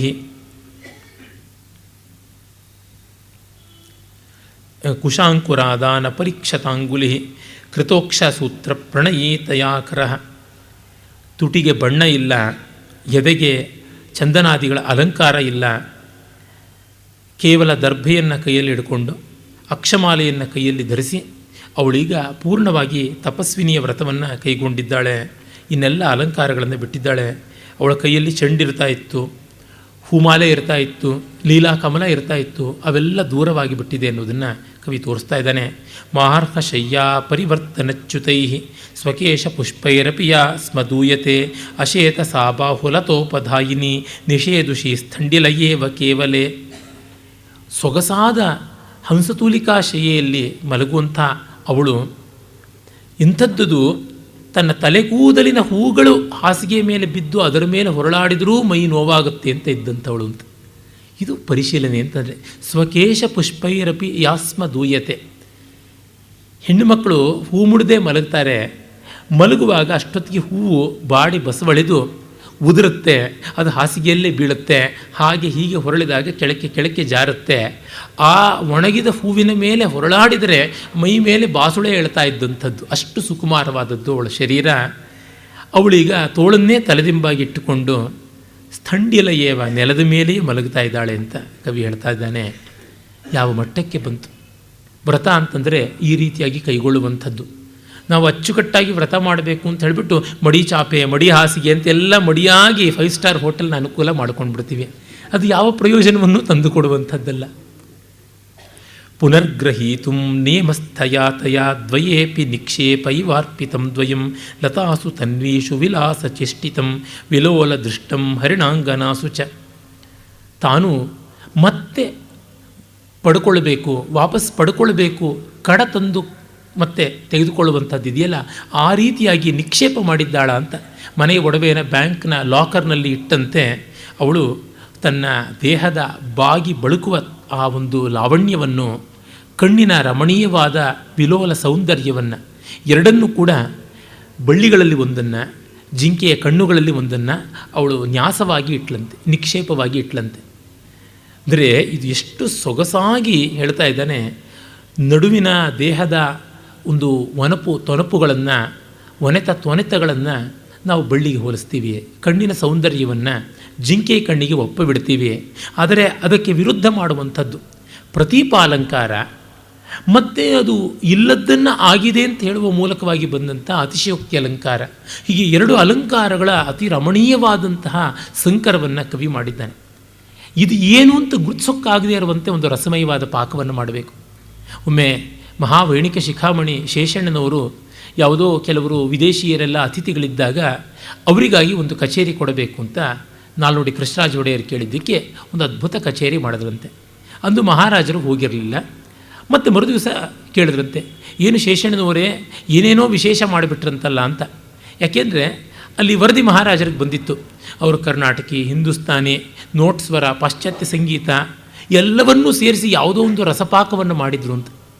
ಶೇಷಣ್ಣನವ್ರನ್ನ ಏನು ನುಡಿಸಿದ್ರಂತೆ, ಬಹಳ ಅವರಿಗೆಲ್ಲ ಮೆಸ್ಮರೈಸ್ ಮಾಡಿದ್ರಂತಲ್ಲ, ಏನು ಅಂತ ಮಹಾರಾಜರು ಕೇಳಿದ್ರೆ ಇವರು ಸಂಕೋಚ ಪಟ್ಕೊಂಡು, ಏನಿಲ್ಲ ಸ್ವಾಮಿ, ಅವರು ಹೊಸಬರು ನಮ್ಮ ಸಂಗೀತಕ್ಕೆ, ಅವರಿಗೆ ಒಲಿಸಿಕೊಳ್ಳೋದಕ್ಕೆ ಹೇಗೆ ಬೇಕೋ ಹಾಗೆ ಮಾಡಿದೆ ಅಂತ. ಇಲ್ಲ, ಆ ಥರ ಮಾಡಬೇಕು, ಹಾಗೆಯೇ ನಮ್ಮ ಸಂಗೀತಕ್ಕೆ ಆಸ್ವಾದ್ಯ ಆಗುವಂಥ ಸ್ಥಿತಿ ಬರೋದು, ಜನಾದರ ಬರ್ತಕ್ಕಂಥದ್ದು ಹಾಗೆ ಅಂತೆಲ್ಲ ಮಹಾರಾಜರು ಸಂಭಾವನೆ ಮಾಡಿ ಗೌರವಿಸಿ ಮೆಚ್ಚಿದರಂತೆ. ಅಂದರೆ ಒಂದು ರಾಗವೋ ಮತ್ತೊಂದು ಕಚೇರಿಯಲ್ಲಿ ಹಾಡುವಾಗ ಇಂಥದ್ದೇ ಆಗಿರಬೇಕು ಅಂತನ್ನುವುದು ಪಾಠಕ್ರಮದಿಂದ ಸರಿ ಇರಬಹುದು. ಆದರೆ ಆಸ್ವಾದ ಕ್ರಮದಿಂದ ಬಂದರೆ ಅಲ್ಲಿ ಮತ್ತೊಂದು ಯಾವುದೋ ಸ್ವರ ಬಂತು ಅಂತಂದರೆ ಏನು ಸ್ವರದೇವತೆ ಇನ್ನೊಂದು ರೀತಿಯಾಗಿ ಬಂದು ದೆವ್ವ ಆಗಿಬಿಡ್ತಾಳೆ. ರಾಗಭಾವ ಕೆಡದೇ ಇದ್ದರೆ ಆಯಿತು. ಬ್ರೋಚೇವಾರ್ಯವರ ಬರೋವರೆಗೂ 2 ನಿಷಾದಗಳ ಪ್ರಯೋಗ ಇರಲಿಲ್ಲ, ಕಾಕಲ್ ನಿಷಾದ ಪ್ರಯೋಗ ಇರಲಿಲ್ಲ. ಆಮೇಲಿಂದ ಮಾಡೋಕ್ಕೆ ಶುರು ಮಾಡಿದ್ರು. ಚೆನ್ನಾಗಿದೆ ಅಂತ ಎಲ್ಲರೂ ಆಸ್ವಾದಿಸ್ತಾ ಇದ್ದಾರೆ. ಹಿಂದೂಸ್ತಾನಿಯಲ್ಲಿ ಮಿಶ್ರ ಅಂತನ್ನುವುದನ್ನು ಒಂದು ಪದ್ಧತಿಯಾಗಿಯೇ ಮಾಡಿಕೊಂಡಿದ್ದಾರೆ. ನಿಮಗೆ ರುಚಿಸ್ತಾ ಅಲ್ಲಿಗೆ ಬಂತು. ರುಚಿಸಲಿಲ್ಲವೋ ಇಲ್ಲ. ಇನ್ನು ನಾವು ಯಾವತ್ತೂ ಕೇಳೇ ಇಲ್ಲಪ್ಪ ಚಿತ್ರಾನ್ನಕ್ಕೆ ಗೋಡಂಬಿ ಹಾಕೋದು ಹೇಗೆ ಅಂತಂದುಬಿಟ್ರೆ, ಎಳ್ಳುಪುಡಿ ಚಿತ್ರಾನ್ನಕ್ಕೆ ಪುಳಿಯೋಗರೆಗೆ ಹಾಕಿದ್ರೆ ಮತ್ತೂ ಚೆನ್ನಾಗಿರುತ್ತೆ ಅಂತ ಅನ್ನಬೇಕಾಗುತ್ತದೆ. ಅಷ್ಟೇ. ಹೀಗೆ ಅದು ಮಾಡಿದ್ರಿಂದ ರುಚಿ ಹೆಚ್ಚಾಯಿತಾ ಅಷ್ಟೇ. ಅದನ್ನು ನೋಡಬೇಕು. ಕಲೆಯಲ್ಲಿ ರುಚಿಯ ಅಭಿರುಚಿಗಳಿಗೆ ಪ್ರಾಶಸ್ತ್ಯ. ಒಂದು ಪದ್ಯದಲ್ಲಿ ಇಂಥದ್ದೇ ಅಲಂಕಾರ, ಅದು ಬಿಟ್ಟು ಇನ್ಯಾವುದೂ ಅಲ್ಲ ಅಂತ ವೀರವ್ರತ ಮಾಡಿಕೊಂಡು ಹೋದರೆ ಪದ್ಯ ಬರೆಯೋದಿಲ್ಲ. ಅಲ್ಲಿ ಬರತಕ್ಕಂಥದ್ದು ಪದ್ಯ. ಈ ದೃಷ್ಟಿಯಿಂದ ಯಾವ ಅಲಂಕಾರ ಅಂತ ಅದನ್ನು ನೋಡಿ ತಲೆ ಕೆಡಿಸ್ಕೊಳ್ಬೇಕಾದದ್ದು ಲಾಕ್ಷಣಿಕನ ಒಂದು ಬಾಧ್ಯತೆಯೇ ಹೊರತು ಕವಿಯದಲ್ಲ. ಕವಿ ತಿಳ್ಕೊಂಡಿರಬೇಕು, ತಿಳ್ಕೊಂಡು ಅದನ್ನು ಸೇರಿಸಿಕೊಂಡು ಮೀರಬೇಕು. ಆ ರೀತಿ ಮಾಡ್ತಾನೆ. ಇಲ್ಲಿ ಹಾಗಿರುವಂಥದ್ದು ಬೇಕಾದಷ್ಟು ಕಾಣಿಸುತ್ತದೆ. ಅತಂದ್ರಿತ ಸಾ ಸ್ವಯಮೇವ ವೃಕ್ಷಕಾನ್ ಘಟಸ್ಥನ ಪ್ರಸ್ರವಣೈರ್ ವ್ಯವರ್ಧಯತ್ ಗುಹೋಪಿ ಯೇಷಾಂ ಪ್ರಥಮಾಪ್ತ ಜನ್ಮನಾಂ ನ ಪುತ್ರ ವಾತ್ಸಲ್ಯಮಪಾಕರಿಷ್ಯತಿ. ಮತ್ತು ಅವಳು ತಾನು ಅಷ್ಟು ಸುಕುಮಾರಿಯಾಗಿದ್ದರೂ ದೊಡ್ಡ ದೊಡ್ಡ ಗಡಿಗೆಗಳಲ್ಲಿ ನೀರು ತುಂಬಿಕೊಂಡು ಬಂದು ತನ್ನ ಆಶ್ರಮದ ಗಿಡಗಳಿಗೆ ತಾನೇ ಪಾತಿ ಕಟ್ಟಿ ನೀರೆರೆದು ಪೋಷಣೆ ಮಾಡಿದಳು ಅಂತ ಕವಿ ಹೇಳ್ತಾ ಇದ್ದಾನೆ. ಈ ಸಸ್ಯ ವೃಕ್ಷಾದಿಗಳ ಪೋಷಣೆಯ ಬಗ್ಗೆ ಕವಿಗೆ ತುಂಬ ಆದರ. ಅದು ರಘುವಂಶ ಇರ್ಬೋದು, ಕುಮಾರ ಸಂಭವ ಇರ್ಬೋದು, ಶಾಕುಂತಲ ಇರ್ಬೋದು, ಎಲ್ಲಿ ನೋಡಿದ್ರೂ ಗೊತ್ತಾಗುತ್ತೆ. ವರ್ತತೆ ಸೋದರ ನಿರ್ವಿಶೇಷ ಸ್ನೇಹ ಅನ್ನುವಂಥ ಮಾತನ್ನು ಶಾಕುಂತಲದಲ್ಲಿ ಶಕುಂತಲೆಯ ಮೂಲಕ ಹೇಳಿಸ್ತಾನೆ. ಕಂಡೂಯ ಮಾನೇನ ಕಟಂ ಕದಾಚಿತ್ ವನ್ಯದ್ವಿಪ ದುನ್ಮಥಿತತ್ವಗಸ್ಯ ಅಂತನ್ನುವಲ್ಲಿ ರಘುವಂಶದಲ್ಲಿ ಪಾರ್ವತಿಯಂಥವಳು ತನ್ನ ಎದೆಹಾಲು ಕುಡಿಸಿ ಮರವನ್ನು ಬೆಳೆಸಿದಳು ಅಂತ ಕೂಡ ಹೇಳ್ತಾನೆ. ಮೇಘದೂತದಲ್ಲಂತೂ ಕೇಳಲೇಬೇಕಾಗಿಲ್ಲ. ಇಷ್ಟು ಕಡೆ ಪ್ರಕೃತಿ ಪ್ರೇಮವನ್ನು ತೋರಿಸ್ತಾನೆ. ಇಲ್ಲಿ ತಾನೇ ನೀರೆರೆದ ಬೆಳೆಸಿದಂಥ ಮರಗಳ ಪ್ರೀತಿ ಎಂಥದ್ದು ಅಂತಂದರೆ, ಮುಂದೆ ಹುಟ್ಟಿದ ಸುಬ್ರಹ್ಮಣ್ಯನಿಗೂ ಕೂಡ ತಾನು ಪುತ್ರವಾತ್ಸಲ್ಯದ ದೃಷ್ಟಿಯಿಂದ ಎರಡನೇವನು ಅಂತ ಅಂದುಕೊಂಡನಂತೆ. ಗುಹೋಪಿ ಯೇಷಾಂ ಪ್ರಥಮಾಪ್ತ ಜನ್ಮನಾಂ ನ ಪುತ್ರ ವಾತ್ಸಲ್ಯಂ ಅಪಾಕರಿಷ್ಯತಿ. ತನಗಿಂತ ಮೊದಲು ಹುಟ್ಟಿದ ಮಕ್ಕಳು ತಾಯಿಗೆ ಅಂತ ಆ ಮರಗಳ ಬಗ್ಗೆ ಗೌರವದಿಂದ ಕಾಣ್ತಾ ಇದ್ದ ಅಂತ. ಎಷ್ಟು ದೊಡ್ಡ ಸಂದೇಶ! ಈ ಥರದ ಸಾಲುಗಳು ನೀವು ಪ್ರಪಂಚದಲ್ಲಿ ಭಾರತೀಯ ಕವಿಗಳು ಬಿಟ್ಟರೆ ಇನ್ನೆಲ್ಲಿಯೂ ನೋಡಲ್ಲ. ಈಚೆಗೆ ಅವರಿಂದಲೂ ಬಂದಿರ್ಬೋದು ಇಲ್ಲಿಂದ ಹೋಗದ ಪ್ರಭಾವವೋ, ಅಥವಾ ಕೆಟ್ಟ ಮೇಲೆ ಬುದ್ಧಿ ಬಂತು ಅಂತ ಪರಿಸರ ಹಾಳಾದ ಮೇಲೆ ಪರಿಸರ ಪರಿಸರ ಪರಿಸರ ಅಂತ ಪ್ರಲಾಪ ಮಾಡುವಂಥದ್ದಾಗಿ. ಆದರೆ ಭಾರತದಲ್ಲಿ ಎಲ್ಲ ಸಮೃದ್ಧವಾಗಿರುವ ಕಾಲದಲ್ಲಿಯೇ ಬಂದಂಥದ್ದು ತುಂಬ ವಿಶೇಷವಾದದ್ದು ಅಂತ ನಮಗೆ ಗೊತ್ತಾಗುತ್ತೆ. ಅದರಲ್ಲೂ ಕಾಳಿದಾಸ ಬಹಳ ಚೆನ್ನಾಗಿ ಇದನ್ನು ಹೇಳ್ತಾನೆ. ಯಶಾಂ ವೃಕ್ಷಕಾಣಾಂ ಸಂಬಂಧಿ. ಇಲ್ಲಿ ವೃಕ್ಷಕ ಅನ್ನುವ ಮೂಲಕ ಚಿಕ್ಕ ಚಿಕ್ಕ ಗಿಡಗಳು ಅಂತ, ಮತ್ತು ಆತ್ಮೀಯತೆ ಇರುವ ಗಿಡಗಳು ಅಂತ ಗೊತ್ತಾಗುತ್ತೆ. ಆ ಕಪ್ರತ್ಯಯವನ್ನು ಅಷ್ಟು ಅರ್ಥಪೂರ್ಣವಾಗಿ ಬಳಸ್ತಾನೆ.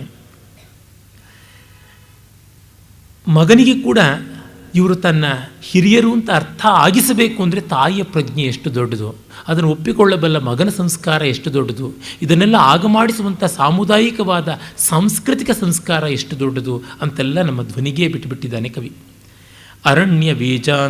ಅರಣ್ಯ ಬೀಜಾಂಜಲಿದಾನ ಲಾಲಿತಾಸ್ತಥಾ ಚ ತಸ್ಯಾಂ ಹರಿಣಾ ವಿಶಶ್ವಸು ಯಥಾ ತದೀಯೇರ್ನಯನೈಃ ಕುತೂಹಲಾತ್ ಪುರಸ್ಸಖೀನಾಂ ಅಮಿಮೀತ ಲೋಚನೆ. ಕಾಡಿನ ನವಣೆ ಇತ್ಯಾದಿ ಧಾನ್ಯಗಳನ್ನೆಲ್ಲ ಸೇರಿಸಿ ಅದನ್ನು ಪಾಕ ಮಾಡಿ ಅವಳು ಹವಿಷ್ಯಾನ್ನವಾಗಿ ಜಿಂಕೆಗಳಿಗೆ ಕೊಡ್ತಾ ಇದ್ದಳು, ತಿನ್ನಿಸ್ತಾ ಇದ್ದಳು. ನೀವಾರ, ಕಡಂಗರ ಇತ್ಯಾದಿ ಧಾನ್ಯಗಳನ್ನೆಲ್ಲ ಕೊಡ್ತಾ ಇದ್ದಳು. ಆಗ ಜಿಂಕೆಗಳು ಪ್ರೀತಿಯಿಂದ, ಪ್ರಾಪ್ತ ವಿಶ್ವಾಸದಿಂದ ಬರ್ತಾ ಇದ್ವು. ಅಂದರೆ ಆಶ್ರಮದ ಪರಿಸರದಲ್ಲಿ ಯಾವ ಪ್ರಾಣಿಗೂ ಪ್ರಾಣಭೀತಿ ಇಲ್ಲ. ನನ್ನನ್ನು ಇವರು ಯಾರೂ ಏನೂ ಮಾಡೋಲ್ಲ ಅಂತ. ಹಾಗಾಗಿ ನಿಶ್ಶಂಕವಾಗಿ ಜಿಂಕೆಗಳು ಓಡಾಡೋದ್ರಿಂದ ಇದು ಆಶ್ರಮ ಪದ ಅಂತ ನಮಗೆ ಪ್ರತ್ಯಭಿಜ್ಞಾನವಾಗುತ್ತದೆ ಎನ್ನುವ ಮಾತನ್ನು ಸ್ವಪ್ನವಾಸವ ದತ್ತದ ಮೊದಲನೇ ಅಂಕದಲ್ಲಿ ನೋಡ್ತೀವಿ. ವಿಸ್ರಬ್ಧಂ ಹರಿಣಾಶ್ಚರಂತಿ. ಯಾಕೆ? ಪ್ರಾಪ್ತ ಪರಿಚಯ, ಪ್ರಾಪ್ತ ಪ್ರತ್ಯಯ, ಪ್ರಾಪ್ತ ವಿಶ್ವಾಸವಾಗಿವೆ ಅವು. ಆ ಕಾರಣದಿಂದ ಅಂಥ ಒಂದು ವಿಶ್ವಾಸದಿಂದ, ಆತ್ಮೀಯತೆಯಿಂದ ಅವುಗಳು ಬಂದು ಪಾರ್ವತಿಯ ಹತ್ತಿರ ನಿಂತು ಆ ಧಾನ್ಯ ಮುಷ್ಟಿಯನ್ನು ಸ್ವೀಕಾರ ಮಾಡ್ತಾ ಇದ್ದರೆ, ಆ ಹೊಸ ಹುಲ್ಲನ್ನು ತಿನ್ನುತ್ತಾ ಇದ್ದರೆ, ತಮ್ಮ ಕಣ್ಣುಗಳನ್ನು ಇವಳ ಕಣ್ಣಿನ ಜೊತೆಗೆ ಇಟ್ಟು ಅಳೆದು ಇವಳ ಕಣ್ಣಿಗಿಂತ ತಮ್ಮ ಕಣ್ಣು ಚಿಕ್ಕದ, ದೊಡ್ಡದ, ಚೆಲುವ, ಅಲ್ಲವ ಅಂತ ನೋಡುವಂತೆ ಇತ್ತು ಅಂತ ಹೇಳ್ತಾನೆ. ಪುರಸ್ಸಖೀನಾಂ ಅಮಿಮೀತ ಲೋಚನೆ ಅಂತ. ಎಷ್ಟು ಸುಂದರವಾದಂಥ ಕಲ್ಪನೆ! ಬಹಳ ಚೆನ್ನಾಗಿರ್ತಕ್ಕಂಥ ಕಾವ್ಯ ಲಿಂಗಾಲಂಕಾರವನ್ನು ಕವಿ ಮಾಡಿದ್ದಾನೆ. ಕೃತಾಭಿಷೇಕಾಂ ಹುತಜಾತ ವೇದಸಂ ತ್ವಗುತ್ತರಾಸಂಗವತಿ ಅಧೀತಿನೀಂ ದಿದೃಕ್ಷ ದದೃಕ್ಷವಸ್ತಾಂ ಋಷಯೋಭ್ಯುಪಾಗಮನ್ ನ ಧರ್ಮ ವೃದ್ಧೇಶು ವಯಸ್ಸಮೀಕ್ಷತೆ. ಸೊಗಸಾದ ಪದ್ಯ. ತಾನು ನಿತ್ಯವೂ ಆ ದೇವ ಮಂದಾಕಿನಿಯಲ್ಲಿ ಸ್ನಾನ ಮಾಡಿ ಒದ್ದೆ ತಣ್ಣೀರು ಒದ್ದೆ ಬಟ್ಟೆ ಇವೆಲ್ಲ ಇದ್ದದ್ದೇ ಹೌದು ವ್ರತ. ಹಾಗೆ ಸ್ನಾನ ಮಾಡಿ ಬಂದು ನಾರು ಬಟ್ಟೆಯನ್ನು ಉಟ್ಟುಕೊಂಡು ಅಥವಾ ಚರ್ಮ ಪರಿಧಾನವನ್ನೇ ಮಾಡಿಕೊಂಡು ವೇದಾಭ್ಯಾಸ ಮಾಡೋದಕ್ಕೆ ಆರಂಭಿಸ್ತಾ ಇದ್ದಳು. ಅಗ್ನಿಪರಿಚರ್ಯೆ ಮಾಡ್ತಾ ಇದ್ಳು ಅಂತ. ಅಧೀತಿನಿ ಅಂತಂದರೆ ಅಧೀತಂ ಅಸ್ಯಾಂ ಇತಿ ಅಧೀತಿನಿ ಅಂತ ವೇದವನ್ನು ಓದ್ತಾ ಇದ್ದಳು ಅಂತ. ಹಾಗೆ ಹುತಜಾತ ವೇದಸಂ ಅಗ್ನಿಪರಿಚರ್ಯೆ ಮಾಡಿ, ಅಂದರೆ ಅಗ್ನಿಕಾರ್ಯ ಆದ ಮೇಲೆ ಸಮಿಧಾದಾನ ಆದ ಮೇಲೆ ಬ್ರಹ್ಮಯಜ್ಞ ಅದನ್ನು ಮಾಡ್ತಾಯಿದ್ಳು. ಸ್ನಾನ, ಸಂಧ್ಯಾವಂದನೆ, ಸಮಿಧಾದಾನ, ಅಗ್ನಿಪರಿಚರ್ಯೆ, ಅದು ಕಟ್ಟ ಕಡೆಯಲ್ಲಿ ಬ್ರಹ್ಮಯಜ್ಞ ಮತ್ತು ನಿತ್ಯದ ತಪಸ್ಸು. ಹೀಗೆ ಅವಳದು ದಿನಚರಿ ಇದ್ದದ್ದು. ಅಂದರೆ ಆ ಕಾಲದಲ್ಲಿ ಹೆಂಗಸರಿಗೆ ಎಲ್ಲವೂ ಇತ್ತು ಅಂತ ಗೊತ್ತಾಗುತ್ತೆ. ಕಾಳಿದಾಸನ ಕಾಲದಲ್ಲಿ ಸ್ತ್ರೀಯರಿಗೆ ಉಪನಯನ, ವೇದಾಭ್ಯಾಸ ಎಲ್ಲ ಇತ್ತು ಅಂತ ಸ್ಪಷ್ಟವಾಗಿ ಗೊತ್ತಾಗುತ್ತದೆ. ಅವನು ಯಾವ ರೀತಿಯಲ್ಲಿಯೂ ಹೆಂಗಸರಿಗೆ ದೌರ್ಜನ್ಯ ಮಾಡಿಲ್ಲ. ನಾವು ಈ ಪರಂಪರೆಯನ್ನು ಗಮನಿಸಿಕೊಳ್ಳಬೇಕು. ಅದನ್ನು ಕಂಡು ಋಷಯ ದಿದೃಕ್ಷವಃ, ಅವಳನ್ನು ನೋಡೋದಕ್ಕೆ ಬರೋರಂಥ ಋಷಿಗಳು, ಹಿಮವಂತನ ಮಗಳು ಸಾಕ್ಷಾತ್ ಪರದೇವತೆಯೇ ಆಗುವಂಥವಳು ಯಾವ ರೀತಿ ತಪಸ್ಸು ಮಾಡ್ತಾಳೆ ಅಂತ ನೋಡೋಕ್ಕೆ ಬಂದು ಗೌರವ ತೋರಿಸ್ತಾ ಇದ್ದರಂತೆ. ಯಾಕೆ? ನ ಧರ್ಮವೃದ್ಧೇಶು ವಯಸ್ಸಮೀಕ್ಷತೆ. ಧರ್ಮವೃದ್ಧರ ಬಗ್ಗೆ ವಯಸ್ಸು ದೊಡ್ಡದು ಚಿಕ್ಕದು ಅಂತಲ್ಲ. ಜ್ಞಾನವೃದ್ಧರು, ತಪೋವೃದ್ಧರು, ವಿದ್ಯಾವೃದ್ಧರು, ಧರ್ಮವೃದ್ಧರು ಅಂತ. ಧರ್ಮವೃದ್ಧ ಅನ್ನುವ ಹೊಸ ಶಬ್ದವನ್ನು ಕಾಳಿದಾಸನೇ ಕೊಟ್ಟಿದ್ದು. ನಾವು ಸಾಮಾನ್ಯವಾಗಿ ವಯೋವೃದ್ಧ, ಜ್ಞಾನವೃದ್ಧ ಕೇಳ್ತೀವಿ. ವಿದ್ಯಾವೃದ್ಧ, ಧನವೃದ್ಧ ಈ ರೀತಿಯಾದೆಲ್ಲ ಉಂಟು. ಈಗೇನಾಗ್ಬಿಟ್ಟಿದೆ, ವಿದ್ಯಾವೃದ್ಧ, ತಪೋವೃದ್ಧ, ಜ್ಞಾನವೃದ್ಧ ತಥಾಪರೆ ತೇ ಸರ್ವೇ ಧನವೃದ್ಧಸ್ಯ ದ್ವಾರಿ ತಿಷ್ಠಂತಿ ಕಿಂಕರಾಹ ಅಂತ. ವಿದ್ಯಾವೃದ್ಧರು, ತಪೋವೃದ್ಧರು, ಜ್ಞಾನವೃದ್ಧರು ಇವರೆಲ್ಲ ಧನವೃದ್ಧರ ಮನೆ ಮುಂದೆ ಕಿಂಕರರಾಗಿ ನಿಂತು ಬಿಟ್ಟಿದ್ದಾರೆ ಅಂತ ಆಗಿದೆ. ಇಲ್ಲಿ ಧರ್ಮವೃದ್ಧ ಅಂತ ಆಚರಣೆಯ ಮೂಲಕವಾಗಿ ಬಂದದ್ದು ಅಂತ. ಇದು ಒಂದು ಅದ್ಭುತವಾದ ವಾಕ್ಯವನ್ನು ಕವಿ ನ ಧರ್ಮವೃದ್ಧೇಶು ವಯಸ್ಸಮೀಕ್ಷತೆ ಅಂತ ಅರ್ಥಾಂತರನ್ಯಾಸ ಮಾಡಿಬಿಟ್ಟಿದ್ದಾನೆ. ಮನುವೇ ಹೇಳ್ತಾನೆ, ನತೇನ ವೃದ್ಧೋ ಭವತಿ ಏನಾಸ್ಯ ಫಲಿತಂ ಶಿರಃ ಯೋವಾ ಯುವಾಪಿ ಅಧೀಯಾನಃ ತಂ ದೇವ ಸ್ಥವಿರಂ ವಿದುಹು ಅಂತ. ಈ ಕೇವಲ ತಲೆ ಬೆಳ್ಳಗಾದರೆ ವೃದ್ಧ ಅಲ್ಲ. ಯಾವನು ಅಧೀಯಾನಃ ವೇದಾಭ್ಯಾಸ ಮಾಡ್ತಾ ಇದ್ದಾನೆ, ಜ್ಞಾನೋಪಾಸಕನಾಗಿದ್ದಾನೆ, ಅವನು ಯುವಕನಾಗಿದ್ದರೂ ಅವನು ಮುದುಕ. ವೃದ್ಧತ್ವಂ ಜರಸಾವಿನ ಅಂತ ರಘುವಂಶದ ಮೊದಲನೇ ಸರ್ಗದಲ್ಲಿ ದಿಲೀಪನ ಬಗ್ಗೆ ಹೇಳ್ತಾನಲ್ಲ. ಮುಪ್ಪಿಲ್ಲದೆ ಅವನಿಗೆ ವಾರ್ಧಕ ಬಂದಿತ್ತು ಅಂತ. ಆ ಗೌರವ, ಗುರುತ್ವ, ವೃದ್ಧಿ ಆ ರೀತಿಯಾದದ್ದು ಇವಳಲ್ಲಿ ಇತ್ತು ಅಂತ. ಅದೇ ಮಾತನ್ನೇ ಭೌಭೂತಿ ಎಕ್ಕೋ ಮಾಡ್ತಾನೆ. ಗುಣಃ ಪೂಜಾ ಸ್ಥಾನಂ ಗುಣಿಶೋ ನಚ ಲಿಂಗಂ ನಚ ವಯಃ ಅಂತ. ವಿರೋಧಿ ಸತ್ವೋಜ್ಜಿತ ಪೂರ್ವಮತ್ಸರಂ ದ್ರುಮೈರಭೀಷ್ಟ ಪ್ರಸವಾರ್ಚಿತಾತಿಥಿ ನವೋಟ ಜಾಭ್ಯಂತರ ಸಂಭ್ರತಾನಲಂ ತಪೋವನಂ ತಚ್ಚ ಬಭೂವ ಪಾವನಂ. ಅಲ್ಲಿರುವ ಪ್ರಾಣಿಗಳಿಗೆಲ್ಲ ವೈರ ಹೊರಟೋಯ್ತಂತೆ. ವಿರೋಧಿ ಸತ್ವೋಜ್ಜಿತ ಪೂರ್ವ ಮತ್ಸರಂ, ಆಗರ್ಭವಾಗಿ ಜೀನ್ಸಲ್ಲಿಯೇ ಬಂದಂಥ ವೈರ ಯಾವುದುಂಟು. ಅಹಿನಕುಲಂ ಅಂತೆಲ್ಲ ಹೇಳ್ತಾರೆ, ಹಾವು ಮುಂಗುಸಿ ಅಂಥದ್ದು ಅಂತ ಹೇಳ್ಬಿಟ್ಟಿದ್ವಿ. ಕಾಕೋಲುಕಿ ಎಂಬಂತಾರೆ, ಕಾಗೆ ಗೂಬೆಗಳಿಗಿರ್ತಕ್ಕಂಥದ್ದು ಅಂತ. ಈ ರೀತಿ ಆಗರ್ಭ ವೈರವನ್ನು ಎಲ್ಲವೂ ಮರೆತು ಬಿಟ್ಟುವಂತೆ. ದ್ರುಮೈಹಿ ಅಭೀಷ್ಟ ಪ್ರಸವಾರ್ಚಿತಾತಿಥಿ. ಇನ್ನು ಮರಗಳು ಅತ್ತ ಕಡೆ ಸುಳಿಯುವ ಎಲ್ಲ ಹಾದಿ ಹೋಕರಿಗೆ, ಪಾಂಥರಿಗೆ ಬೇಕಾದ್ದನ್ನು ಕೊಡುವ ಕಲ್ಪವೃಕ್ಷಗಳಂತೆ ಆಗಿಬಿಟ್ಟುವಂತೆ. ಯಾಕೆ? ಇವಳ ತಪಸ್ಸು, ಇವಳ ಪರ್ಣಶಾಲೆಯ ಒಳಗಿರ್ತಕ್ಕಂಥ ಇವಳು ಪರಿಚರ್ಯೆ ಮಾಡುವ ಅಗ್ನಿ.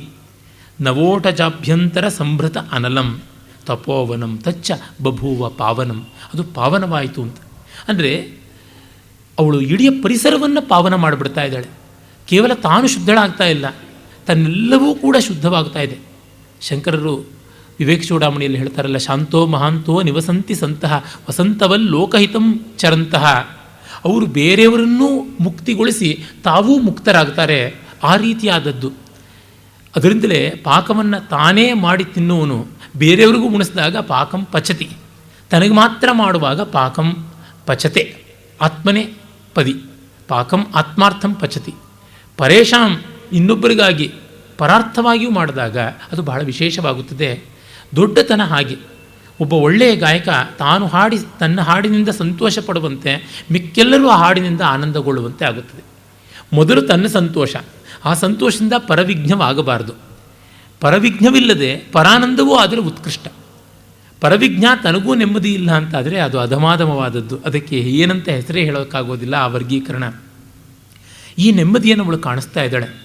ಭಾರತೀಯ ಸಂಸ್ಕೃತಿಯಲ್ಲಿ ತಪೋವನದ ಒಂದು ಮಹಾ ಸಂಸ್ಕೃತಿ ಏನೆಂದರೆ ಇಡೀ ಪರಿಸರವನ್ನು, ಇಡೀ ದೇಶವನ್ನು, ಜಗತ್ತನ್ನೇ ಪಾವನ ಮಾಡತಕ್ಕಂಥದ್ದು. ಅದರಿಂದಲೇ ಎಲ್ಲಿ ಯಾರು ಯಾವ ಒಳ್ಳೆಯದನ್ನು ಮಾಡಿದ್ರೂ ಅದು ಇಡೀ ಲೋಕಕ್ಕೆ ಪರಿಣಾಮ ಬೀರಿಯೇ ಬೀರುತ್ತದೆ ಅನ್ನೋ ವಿಶ್ವಾಸ. ಆ ವಿಶ್ವಾಸ ಇಲ್ಲದೇ ಇದ್ದರೆ ನಾವು ಮಾಡುವಂಥ ಒಳ್ಳೆಯದು ಯಾವ ಅಲ್ಪ ಪ್ರಮಾಣದ್ದೋ, ಯಾರಿಗೇನು ಪ್ರಯೋಜನ ಅನ್ನುವ ಒಂದು ದೈನ್ಯ, ಆತ್ಮಾನುಕಂಪ ನಮಗೆ ಬಂದುಬಿಡುತ್ತೆ.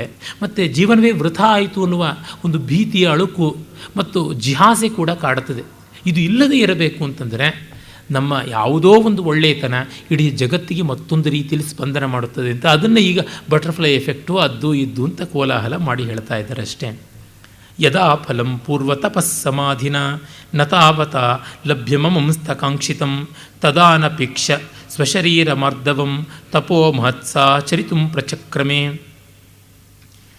ಯಾವಾಗ ತನ್ನ ಒಂದು ಹಿಂದಿನ ಈಡೇರಿಕೆ, ಈ ಕೋರಿಕೆ ಯಾವುದು ಈಡೇರಲಿಲ್ಲ, ಯಾವ ಕಾಲದಲ್ಲಿ ಶಿವನನ್ನು ತಾನು ಆರಾಧನೆ ಮಾಡ್ತಾ ಇದ್ದೆ ಆಗ ಅದು ಲಭಿಸಲಿಲ್ಲವೋ, ಈಗ ಅದು ಲಭಿಸಬೇಕು ಅಂತ ಹೇಳಿ ಅದಕ್ಕಾಗಿ ಸ್ವಶರೀರ ಮಾರ್ಧವಂ ಅನಪೇಕ್ಷ್ಯ, ತನ್ನ ಶರೀರದ ಮಾರ್ಧವ ಮಾಧುರ್ಯಗಳನ್ನು ಕೂಡ ಲೆಕ್ಕ ಇಡದೆ ತಪಸ್ಸಿಗೆ ಆರಂಭ ಮಾಡಿದಳು. ಕ್ಲಮಂ ಯಯೌ ಕಂದುಕಲೀಲಯಾಪಿಯ ತಯಾ ಮುನೀನಾಂ ಚರಿತಂ ವ್ಯಗಾಹ್ಯತ ಧ್ರುವಂ ವಪುಃ ಕಾಂಚನ ಪದ್ಮ ನಿರ್ಮಿತಂ ಮೃದು ಪ್ರಕೃತ್ಯಾ ಚ ಸಸಾರಮೇವ ಚ. ಕ್ಲಮಂ ಯಯೌ ಕಂದುಕಲೀಲಯಾಪಿಯ, ಚೆಂಡಾಟ ಆಡಿಯೂ ಕಂದಿ ಹೋಗ್ತಾ ಇದ್ದವಳು, ಕಂದುಕಲೀಲೆಯಿಂದಲೂ ಕಂದಿ ಹೋಗ್ತಾ ಇದ್ದವಳು. 10 ನಿಮಿಷ ಚೆಂಡಾಟ ಆಡಿ ಬಳಲ್ತಾ ಇದ್ದಂಥವಳು ಮುನೀನಾಂ ಚರಿತಂ ವ್ಯಗಾಹ್ಯತ, ಈಗ ಕಠೋರವಾದ ತಪಸ್ಸನ್ನು ಮಾಡ್ತಾ ಇದ್ದಾಳೆ. ಧ್ರುವಂ ವಪು ಕಾಂಚನ ಪದ್ಮ ನಿರ್ಮಿತಂ ಮೃದು ಪ್ರಕೃತ್ಯಾಚ ಸಸಾರಮೇವ ಚ. ಅದು ಸ್ವರ್ಣ ಕಮಲದಂತೆ, ಕಾಂಚನ ಪದ್ಮದಂತೆ ಗಟ್ಟಿಯಾಗಿಯೂ ಇದೆ, ಪರಿಮಳ ಪರಿಶೀಲಿತವಾಗಿ ಮೃದುವಾಗಿಯೂ ಇದೆ, ಆ ರೀತಿ ಇತ್ತು ಅಂತ. ಕಾಂಚನ ಪದ್ಮ ಅಂತಂದರೆ ಬಂಗಾರದ ಪದ್ಮಕ್ಕೆ ಮಾರ್ಧವ ಹೇಗೆ ಅಂತಂದರೆ ಅಪರಂಜಿಯಿಂದ ಮಾಡಿದಂಥ ಕಮಲಕ್ಕೆ ಮೃದುತ್ವ ಕೂಡ ಇರುತ್ತದೆ ಅಂತ. ಹೀಗೆ ಮೃದುತ್ವವೂ ಇದ್ದು ದೃಢತ್ವವೂ ಇದ್ದು ಬಾಡದಂಥ ರೀತಿಯಲ್ಲಿ ಅವಳು ಆ ತನ್ನ ತಪೋವ್ರತವನ್ನು ಮುಂದುವರೆಸಿದಳು. ಹೇಗೆ ಮಾಡ್ತಾ ಇದ್ಲು? ಪಂಚಾಗ್ನಿ ತಪಸ್ಸು ಅಂತೀವಿ, ಅದನ್ನೂ ಮೊದಲಿಗೆ ಡಿಫೈನ್ ಮಾಡಿದ್ದು ಕಾಳಿದಾಸ. ಶುಚೌ ಚತುರ್ಣಾಂ ಜ್ವಲತಾಂ ಹವಿರ್ಭುಜಾಂ ಶುಚಿಸ್ಮಿತಾ ಮಧ್ಯಗತಾ ಸುಮಧ್ಯಮ ವಿಜಿತ್ಯ ನೇತ್ರ ಪ್ರತಿಘಾತಿನೀಂ ಪ್ರಭಾಂ ಅನನ್ಯ ದೃಷ್ಟಿ ಸವಿತಾರಮೀಕ್ಷತ. 4 ದಿಕ್ಕುಗಳಲ್ಲಿಯೂ ಧಗಧಗಿಸುವ ಬೆಂಕಿಯ ಕೊಂಡಗಳನ್ನು ಮಾಡಿಕೊಂಡು ಮಧ್ಯದಲ್ಲಿ ಸುಮಧ್ಯಮೆ ಬಡ ನಡುವಿನವಳು ಶುಚಿಸ್ಮಿತ ಮಂದಹಾಸವನ್ನು ಬಿಡದೆ, ಅಯ್ಯೋ ಈ ನೋವು, ಅಯ್ಯೋ ಈ ಬೇಗೆ ಅಂತ ತಾಳಬೇಕಲ್ಲ ಅಂತಲ್ಲದೆ ಅದು ಏನು ಅಲ್ಲ ಅನ್ನುವಂತೆ ನಗನಗ್ತಾ ತಡ್ಕೊಂಡು ನೇತ್ರ ಪ್ರತಿಘಾತಿನೀಂ ಪ್ರಭಾಂ ಸವಿತು, ಸೂರ್ಯನ ಕಣ್ಣು ಕೋರೈಸುವ ಬಿಸಿಲನ್ನು ಎವೆಯಕ್ಕದೆ ನೋಡ್ತಾ ನಿಂತಿದ್ದಳಂತೆ.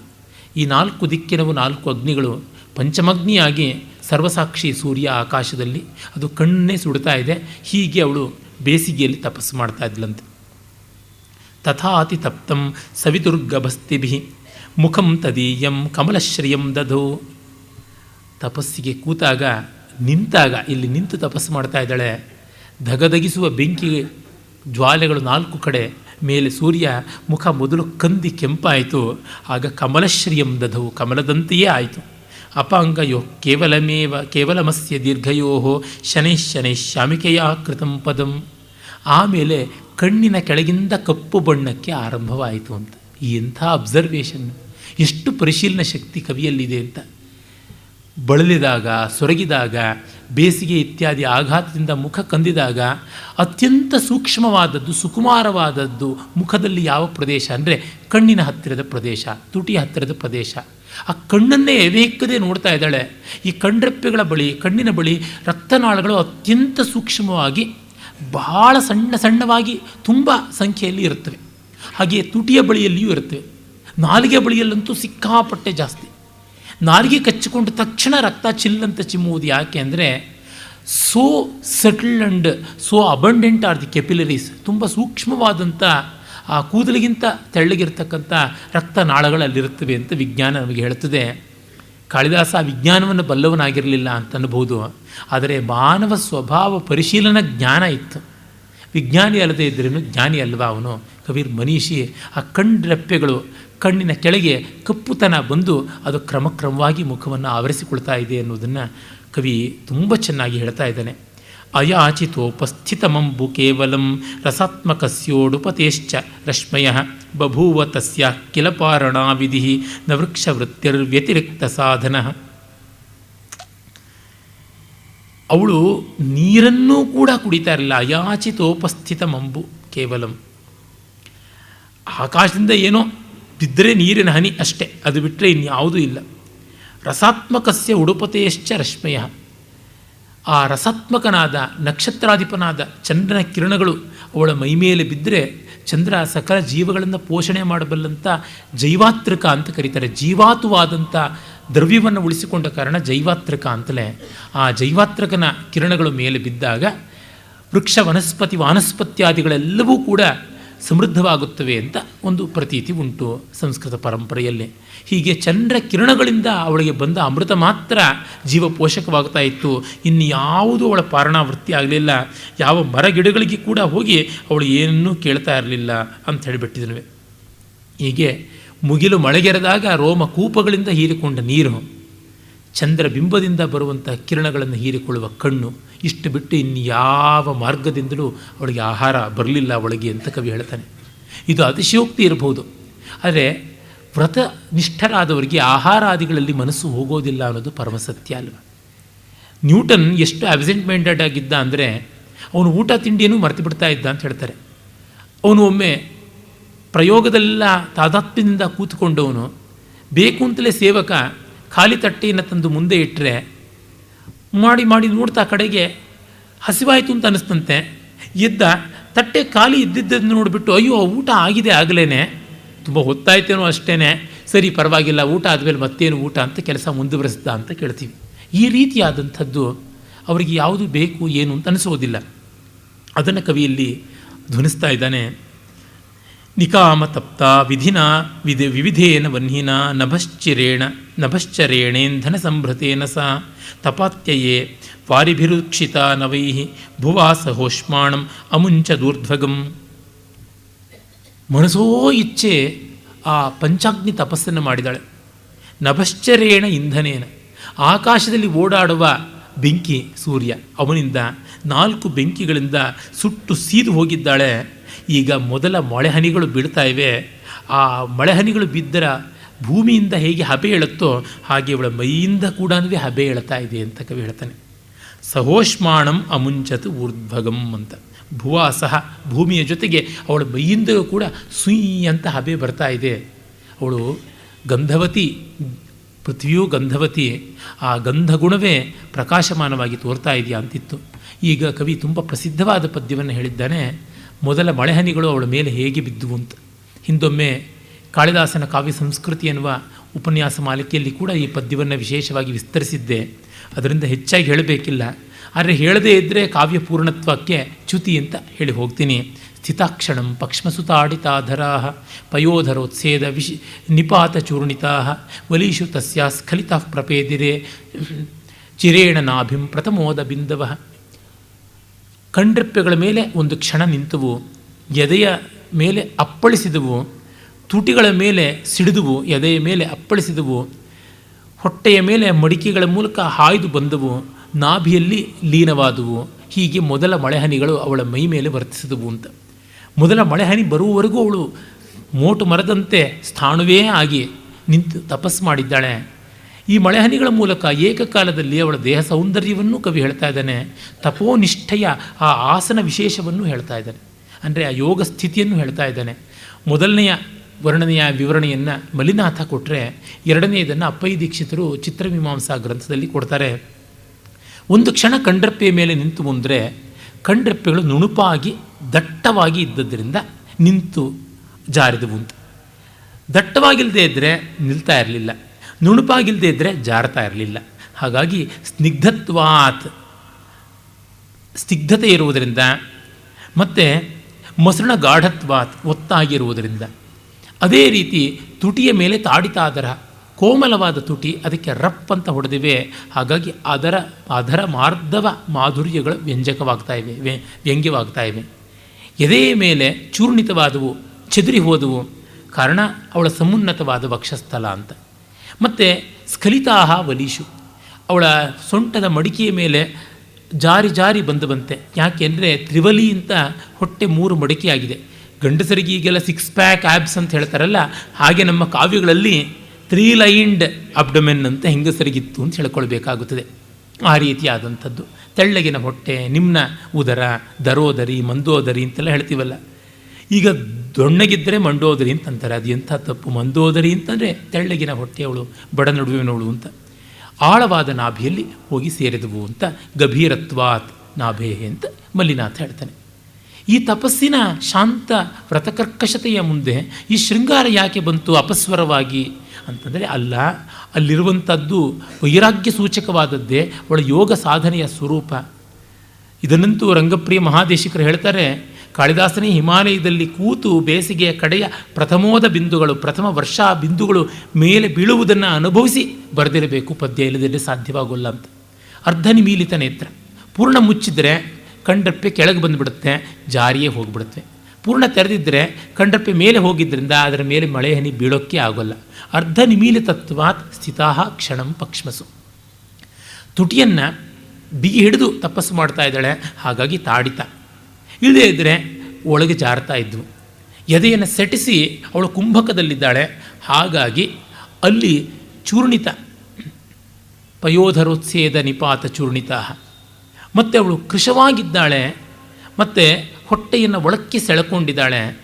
ಮೊದಲೇ ಕೃಶತ್ವ, ಜೊತೆಗೆ ನೌಲಿ ಧೌತಿ ಇತ್ಯಾದಿಗಳನ್ನೆಲ್ಲ ಮಾಡಿ ಆ ಹಠಯೋಗದ ಕಾರಣ ಹೊಟ್ಟೆ ಒಳಕ್ಕೆ ಹೋಗಿದೆ. ಹಾಗಾಗಿ ವಲೀಷು ಸ್ಖಲಿತಾಹ.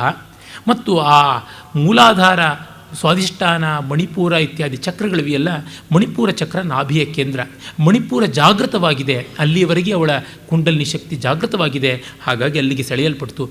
ಕಮಪಿ ಮಣಿಪೂರೇ ಹುತವಹಂ ಸ್ಥಿತಂ ಸ್ವಾಧಿಷ್ಠಾನೆ ಇತ್ಯಾದಿ ಸೌಂದರ್ಯ ಲಹರಿಯಲ್ಲಿ ಹೇಳ್ತಾರಲ್ಲ, ಜಲ ಅನ್ನುವ ಆ ಅಪ್ಭೂತ ಅಂದರೆ ಆಪೋಭೂತದ ಸ್ಥಾನ ಮಣಿಪೂರ ಚಕ್ರ. ಹಾಗಾಗಿ ಸಜಾತೀಯವಾಗಿ ಆಕರ್ಷಣೆಗೊಳಗಾಗಿ ಆ ನಾಭಿಯ ಮೂಲಕವಾಗಿ ಜಲ ಸೆಳೆಯಲ್ಪಟ್ಟಿದೆ ಅಂಥೇಳಿ. ಹೀಗೆ ಅವಳ ತಪೋ ಮುದ್ರೆಯೇ ಇಲ್ಲಿ ವ್ಯಂಜಿತವಾಗ್ತಾ ಇರ್ತಕ್ಕಂಥದ್ದು ಅಂತ. ಶಿಲಾಶಯಾಂ ತಾಂ ಅನಿಕೇತವಾಸಿನೀಂ ನಿರಂತರಾಸ್ವಂತರವಾತವೃಷ್ಟಿಷು ವ್ಯಲೋಕಯನ್ ಉನ್ಮಿಷಿತೈಸ್ತಡಿನ್ಮಯೈ ಮಹಾತಪಸ್ಸಾಕ್ಷ ಇವ ಸ್ಥಿತಾಕ್ಷಪಾಃ. ಅದ್ಭುತವಾದ ಪದ್ಯ. ಅವಳಿಗೆ ಈಗ ಪರ್ಣಶಾಲೆಯೂ ಇಲ್ಲ. ಶಿಲಾಶಯಾಂ ತಾಂ ಅನಿಕೇತವಾಸಿನೀಂ, ಮನೆಯಿಲ್ಲ, ಅನಿಕೇತನಳಾಗಿದ್ದಾಳೆ.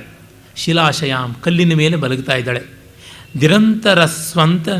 ನಿರಂತರಾಸ್ವಂತರ ಅವಾತ ವೃಷ್ಟಿಷು, ನಿರಂತರಾಸ್ವಂತರವಾತ ವೃಷ್ಟಿಷು, ನಿರಂತರವಾಗಿ ಗಾಳಿ ಮಳೆ ಎರಡೂ ಬಿರುಬಿನಿಂದ ಬೀಸ್ತಾ ಇವೆ. ಆ ರೀತಿ ಇದ್ದಾಗ ವ್ಯಲೋಕಯನ್ ಉನ್ಮಿಷಿತೈ ತಡಿನ್ಮಯೈ ಮಹಾತಪಸ್ಸಾಕ್ಷ್ಯ ಇವ ಸ್ಥಿತಾ ಕ್ಷಪಾ. ಇವಳ ಮಹಾತಪಸ್ಸು ಅನಿಕೇತನವಾಗಿದೆ, ಶಿಲಾವೇದಿಕೆಯಲ್ಲೇ ಮಲಗುವಂಥದ್ದಾಗಿದೆ. ಈ ರೀತಿ ಹಗಲು ರಾತ್ರಿ ಮಾಡುವ ತಪಸ್ಸನ್ನು ಮಿಂಚು ಕಣ್ಣುಗಳಿಂದ ರಾತ್ರಿ ಯವೇಕ್ಕದೆ ನೋಡ್ತಾ ಇತ್ತು ಅಂತ, ರಾತ್ರಿಯೇ ಸಾಕ್ಷ್ಯವಾಗಿಬಿಡ್ತು ಅಂತ. ಹಗಲು ಗ್ರೀಷ್ಮದ ತಪಸ್ಸಿಗೆ ಸಾಕ್ಷಿಯಾದರೆ ಗಡಗಡ ನಡುಗಿಸ್ತಕ್ಕಂಥ ಮಳೆ, ರಪರಪರಿ ಬೀಳ್ತಕ್ಕಂಥ ಅಲಿಕಲ್ಲುಗಳು, ಹೊಯ್ದಾಡಿಸಿ ಜಾರಿಸಿ ತಬ್ಬಿಬ್ಬು ಮಾಡಿ ತುಳುಕಿಸುವಂತಹ ಆ ಪ್ರಭಂಜನ, ಅಷ್ಟರ ಮಧ್ಯದಲ್ಲಿ ಇವಳು ಒಂದೇ ನಿಶ್ಚಲತೆಯಿಂದ ತಪಸ್ಸು ಮಾಡ್ತಾ ಇರೋದನ್ನು ಹಗಲು ರಾತ್ರಿಗಳೇ ಸಾಕ್ಷಿಯಾಗಿ ನೋಡ್ತಾ ಇವೆ. ಇಡೀ ಕಾಲವೇ ನೋಡ್ತಾ ಇದೆ. ಕಾಲ ಬದಲಾಗ್ತಾ ಇದೆ. ವಸಂತ ಹೋಯಿತು, ಗ್ರೀಷ್ಮ ಬಂತು, ವರ್ಷ ಬಂತು, ಇನ್ನು ಶರತ್ತು ಬರುತ್ತದೆ. ಆದರೆ ಪಾರ್ವತಿ ತಪಸ್ಸಿನಲ್ಲಿ ಬದಲಾವಣೆ ಇಲ್ಲ, ಅದು ಮಾತ್ರ ಸ್ಥಿರವಾಗಿ ಇದೆ. ಕಾಲವು ಕಂಗೆಟ್ಟು ಹೋಗ್ತಾ ಇದೆ ಎನ್ನುವಂತೆ ತೋರಿಸ್ತಾ ಇದ್ದಾನೆ ತಪಸ್ಸನ್ನು. ನಿನಾಯ ಸತ್ಯಂತ ಹಿಮೋತ್ಕಿರಾನಿಲಾಹ ಸಹಸ್ಯ ರಾತ್ರೀರ್ ಬುಧವಾಸ ತತ್ಪರ ಪರಸ್ಪರ ಕ್ರಂದಿನಿ ಚಕ್ರವಾಕಯೋ ಪುರೋವಿಯುಕ್ತೆ ಮಿಥುನೆ ಕೃಪಾವತಿ. ಇನ್ನು ಚಳಿಗಾಲ ಬರ್ತಾ ಇದೆ. ಇಲ್ಲಿ ನೋಡಿ, ಅಕಾಲ ವಸಂತ ಆದಮೇಲೆ ಕವಿ ತಪಸ್ಸನ್ನು ಬೇಸಿಗೆಯಿಂದಲೇ ಶುರು ಮಾಡಿಸಿದ್ದಾನೆ. ವಸಂತವನ್ನು ತರಲಿಲ್ಲ. ಶೃಂಗಾರಕ್ಕೆ ಉದ್ದೀಪನ ವಿಭಾವವಾಗುವ ವಸಂತ ತಪಸ್ಸಿಗೆ ಬೇಡ ಅಂತ ಬಿಟ್ಟ. ಹಾಗೆಯೇ ಮತ್ತೊಂದು ಸುಖಕರವಾದ ಋತು ಶರತ್, ಅದನ್ನು ಬಿಟ್ಟುಬಿಟ್ಟ. ಬೇಸಿಗೆ ಆಯಿತು, ಮಳೆ ಆಯಿತು, ಆಮೇಲೆ ನೇರವಾಗಿ ಚಳಿಗಾಲಕ್ಕೆ ತೆಗೆದುಕೊಂಡು ಹೋಗ್ತಾ ಇದ್ದಾನೆ. ಶರತ್ತನ್ನು ಸ್ಕಿಪ್ ಮಾಡಿ ಹೇಮಂತ ಶಿಶಿರಗಳಿಗೆ ಬರ್ತಾ ಇದ್ದಾನೆ. ಕವಿಯ ಔಚಿತ್ಯ ಪ್ರಜ್ಞೆ ಹೇಗೆ ಅತಿಲಂಘನೀಯವಾಗಿದೆ ಅಂತ ಗೊತ್ತಾಗುತ್ತೆ.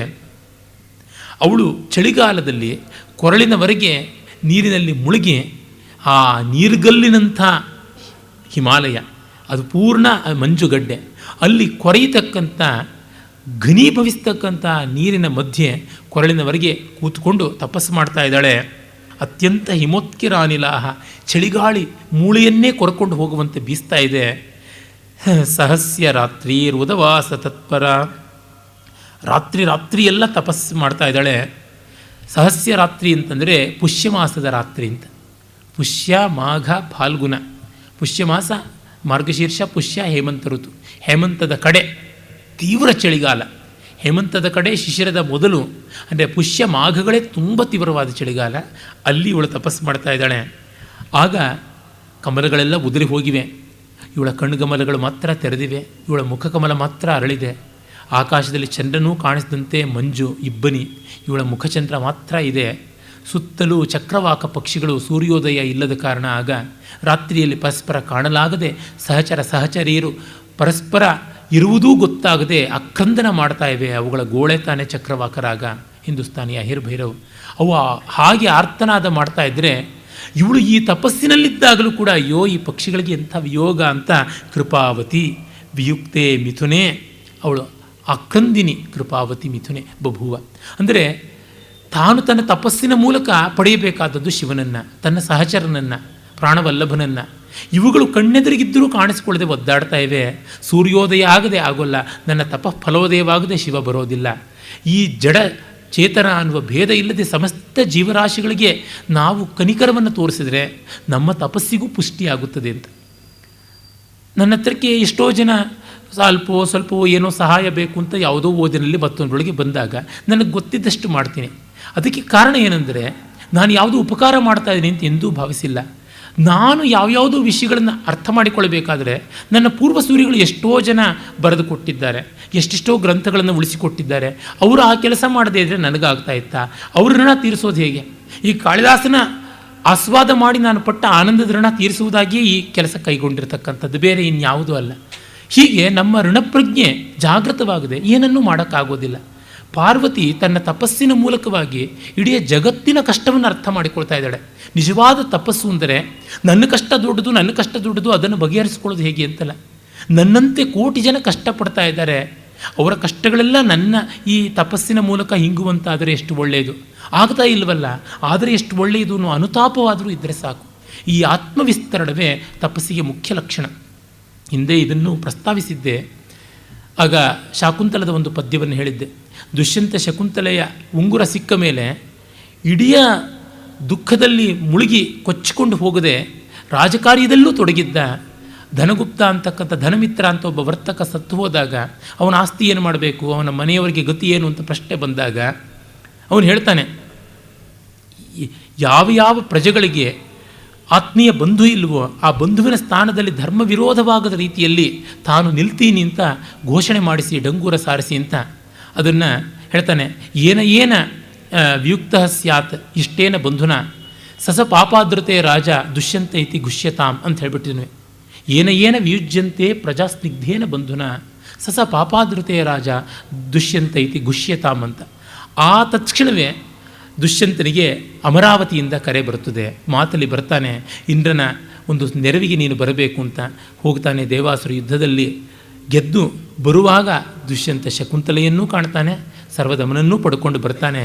ಅಂದರೆ ಆತ್ಮವಿಸ್ತಾರವಾದಾಗ ಶಕುಂತಲೆಗೆ ಮಾತ್ರ ತಾನು ಗಂಡನಾದ ಬಾಧ್ಯತೆಯನ್ನು ವಹಿಸಿದವನಲ್ಲ, ಪ್ರಜಾಪ್ರತಿನಿಧಿಯಾಗಿ ಪ್ರಜಾಹಿತಕಾಂಕ್ಷವಾಗಿ ಎಲ್ಲರಿಗೂ ಕೂಡ ಸೇರಿದ್ದೀನಿ ಅಂತ ಅಂದುಕೊಳ್ತಾನೆ ಅಂತ. ಇದನ್ನು ಈ ದೃಷ್ಟಿಯನ್ನು ನನಗೆ ಕರುಣಿಸಿದವರು ಪೂಜ್ಯರಾದ ಲಂಕಾಕೃಷ್ಣಮೂರ್ತಿಗಳು. ಅವರ ಅದ್ಭುತ ಶಿಲ್ಪಂಲೋ ಆರ್ಷ ಸಂದೇಶಂ ಅಂತ ಶಾಕುಂತಲದ ಬಗ್ಗೆ ಒಂದು ಅದ್ಭುತ ಲೇಖನ ಬರೆದಿದ್ದಾರೆ ತೆಲುಗಿನಲ್ಲಿ. ಅಲ್ಲಿ ಕಾಣಿಸಿದ್ದಾರೆ. ಒಬ್ಬೊಬ್ಬ ವಿದ್ವಾಂಸರ ಅಂತರ್ದೃಷ್ಟಿ ಉಳ್ಳಂಥ ವಿಮರ್ಶಕರ ಲೇಖನಗಳು ಬರವಣಿಗೆಗಳು ಎಲ್ಲ ಕೇಳಿಯೇ ತಾನೇ ಬರುವುದು, ಸುಮ್ಮನೆ ಸ್ವಯಂಭುವಾಗಿ ಯಾವ ಸ್ವಾರಸ್ಯಗಳು ಹುಟ್ಟುವುದಿಲ್ಲವಲ್ಲ.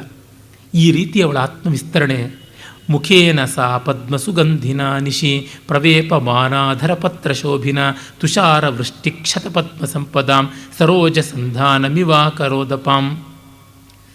ಪದ್ಮಗಂಧಿಯಾದ ಮುಖ, ಗಡಗಡ ನಡುಗ್ತಾ ಇರತಕ್ಕಂಥ ತುಟಿ, ಆ ಒಂದು ಮುಖ, ಆ ತುಟಿ ಅಲ್ಲಿ ಕಂಠಮಟ್ಟದ ನೀರಿನಲ್ಲಿ ಹಿಮ ಬೀಳ್ತಾ ಇರುವಲ್ಲಿ ಅವಳೊಬ್ಬಳೇ ನೀರಿನಲ್ಲಿ ಕೂತಿದ್ದಾಳೆ. ಒಂಟಿ ಕಮಲ, ಎಲ್ಲ ಕಮಲಗಳು ದಳ ಉದುರಿಸಿಕೊಂಡು ಇಲ್ಲವಾಗಿ ಬಿಟ್ಟಿವೆ, ಇವಳು ಮಾತ್ರ ಇದ್ದಾಳೆ. ಅಂದರೆ ಬಾಹ್ಯ ಸೌಂದರ್ಯಕ್ಕೇ ಕಟ್ಟಿಬಿದ್ದಂಥ ಕಮಲಗಳು ಕೂಡ ಬಿದ್ದು ಹೋದವು. ಆದರೆ ಇವಳು ಮಾತ್ರ ವಿಮಲವಾದ ಅಂತರಂಗ, ತಪಸ್ಸಿನ ಪ್ರಭಾವದಿಂದ ದೇದೀಪ್ಯಮಾನವಾದದ್ದು, ಅಚಂಚಲವಾಗಿದೆ. ಕಾಂಚನ ಪದ್ಮಶ್ರೀಯಂ ಅಂತ ಮೊದಲೇ ಹೇಳಿದ್ದಾನಲ್ಲ, ಆಗಿದೆ ಅಂತ. ಸ್ವಯಂ ವಿಶೀರ್ಣ ದ್ರುಮಪರ್ಣವೃತ್ತಿತ ಪರಾಹಿ ಕಾಷ್ಠಾ ತಪಸಸ್ತಯಾ ಪುನಃ ತದಪ್ಯಪಾಕೀರ್ಣಮತಃ ಪ್ರಿಯಂ ವದಾಂ ವದಂತ್ಯಪರ್ಣೇತಿ ಚ ತಾಂ ಪುರಾವಿದಃ.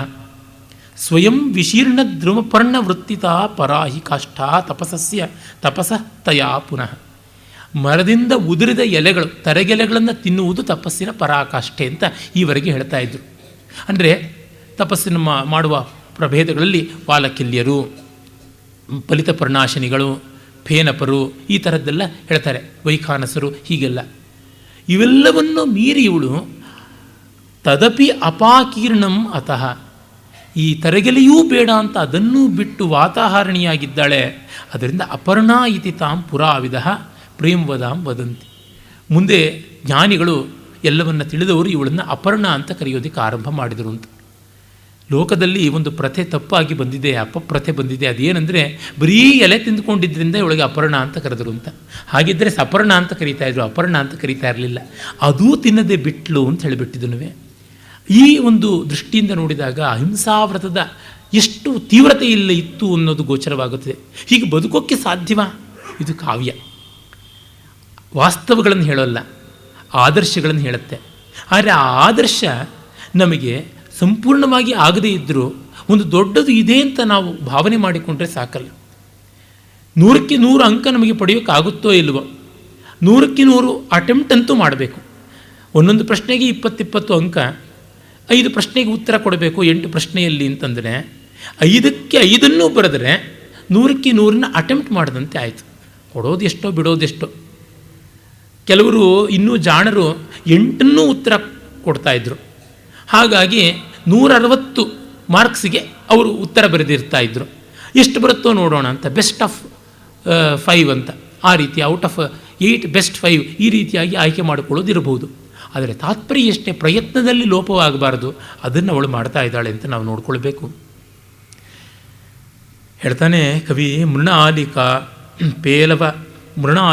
ಪೇಲವಮೇವಂ ಆದಿಭಿಃ ವ್ರತೈಸ್ವಮಂಗಂ ಗ್ಲಪಯಂತ್ಯಹರ್ನಿಶಂ ತಪಶ್ಶರೀರೈಃ ಕಠಿನೈರುಪಾರ್ಜಿತಂ ತಪಸ್ವಿನಾಂ ದೂರಮದಶ್ಚಕಾರಸ. ಮೃಣಾಲಿಕಾ ಪೇಲವಮೇವಂ ಆದಿಭಿಃ ವ್ರತೈಃ. ಅಂದರೆ ತನ್ನ ದೇಹ ಎಷ್ಟು ಕೋಮಲವಾದದ್ದು, ತಾವರೆಯ ದಂಟಿನಷ್ಟು ಕೋಮಲವಾಗಿರ್ತಕ್ಕಂಥದ್ದು. ಅದು ಈ ಕಠೋರವಾದ ವ್ರತಗಳಿಂದ ಸೊರಗಿಸಿ ಬಳಸ್ತಾ ಇದ್ದಾಳೆ. ಗ್ಲಪಯಂತಿ ಅಹರ್ನಿಶಂ, ಈ ವ್ರತಗಳಿಂದ ಎಲ್ಲ ದೇಹ ಒಣಗಿಕೊಂಡು ಹೋಗ್ತಾ ಇದೆ. ತಪಶ್ಶರೀರೈಹಿ ಕಠಿನೈರುಪಾರ್ಜಿತಂ ತಪಸ್ವಿನಾಂ ದೂರ ಮದಶ್ಚಕಾರಸ.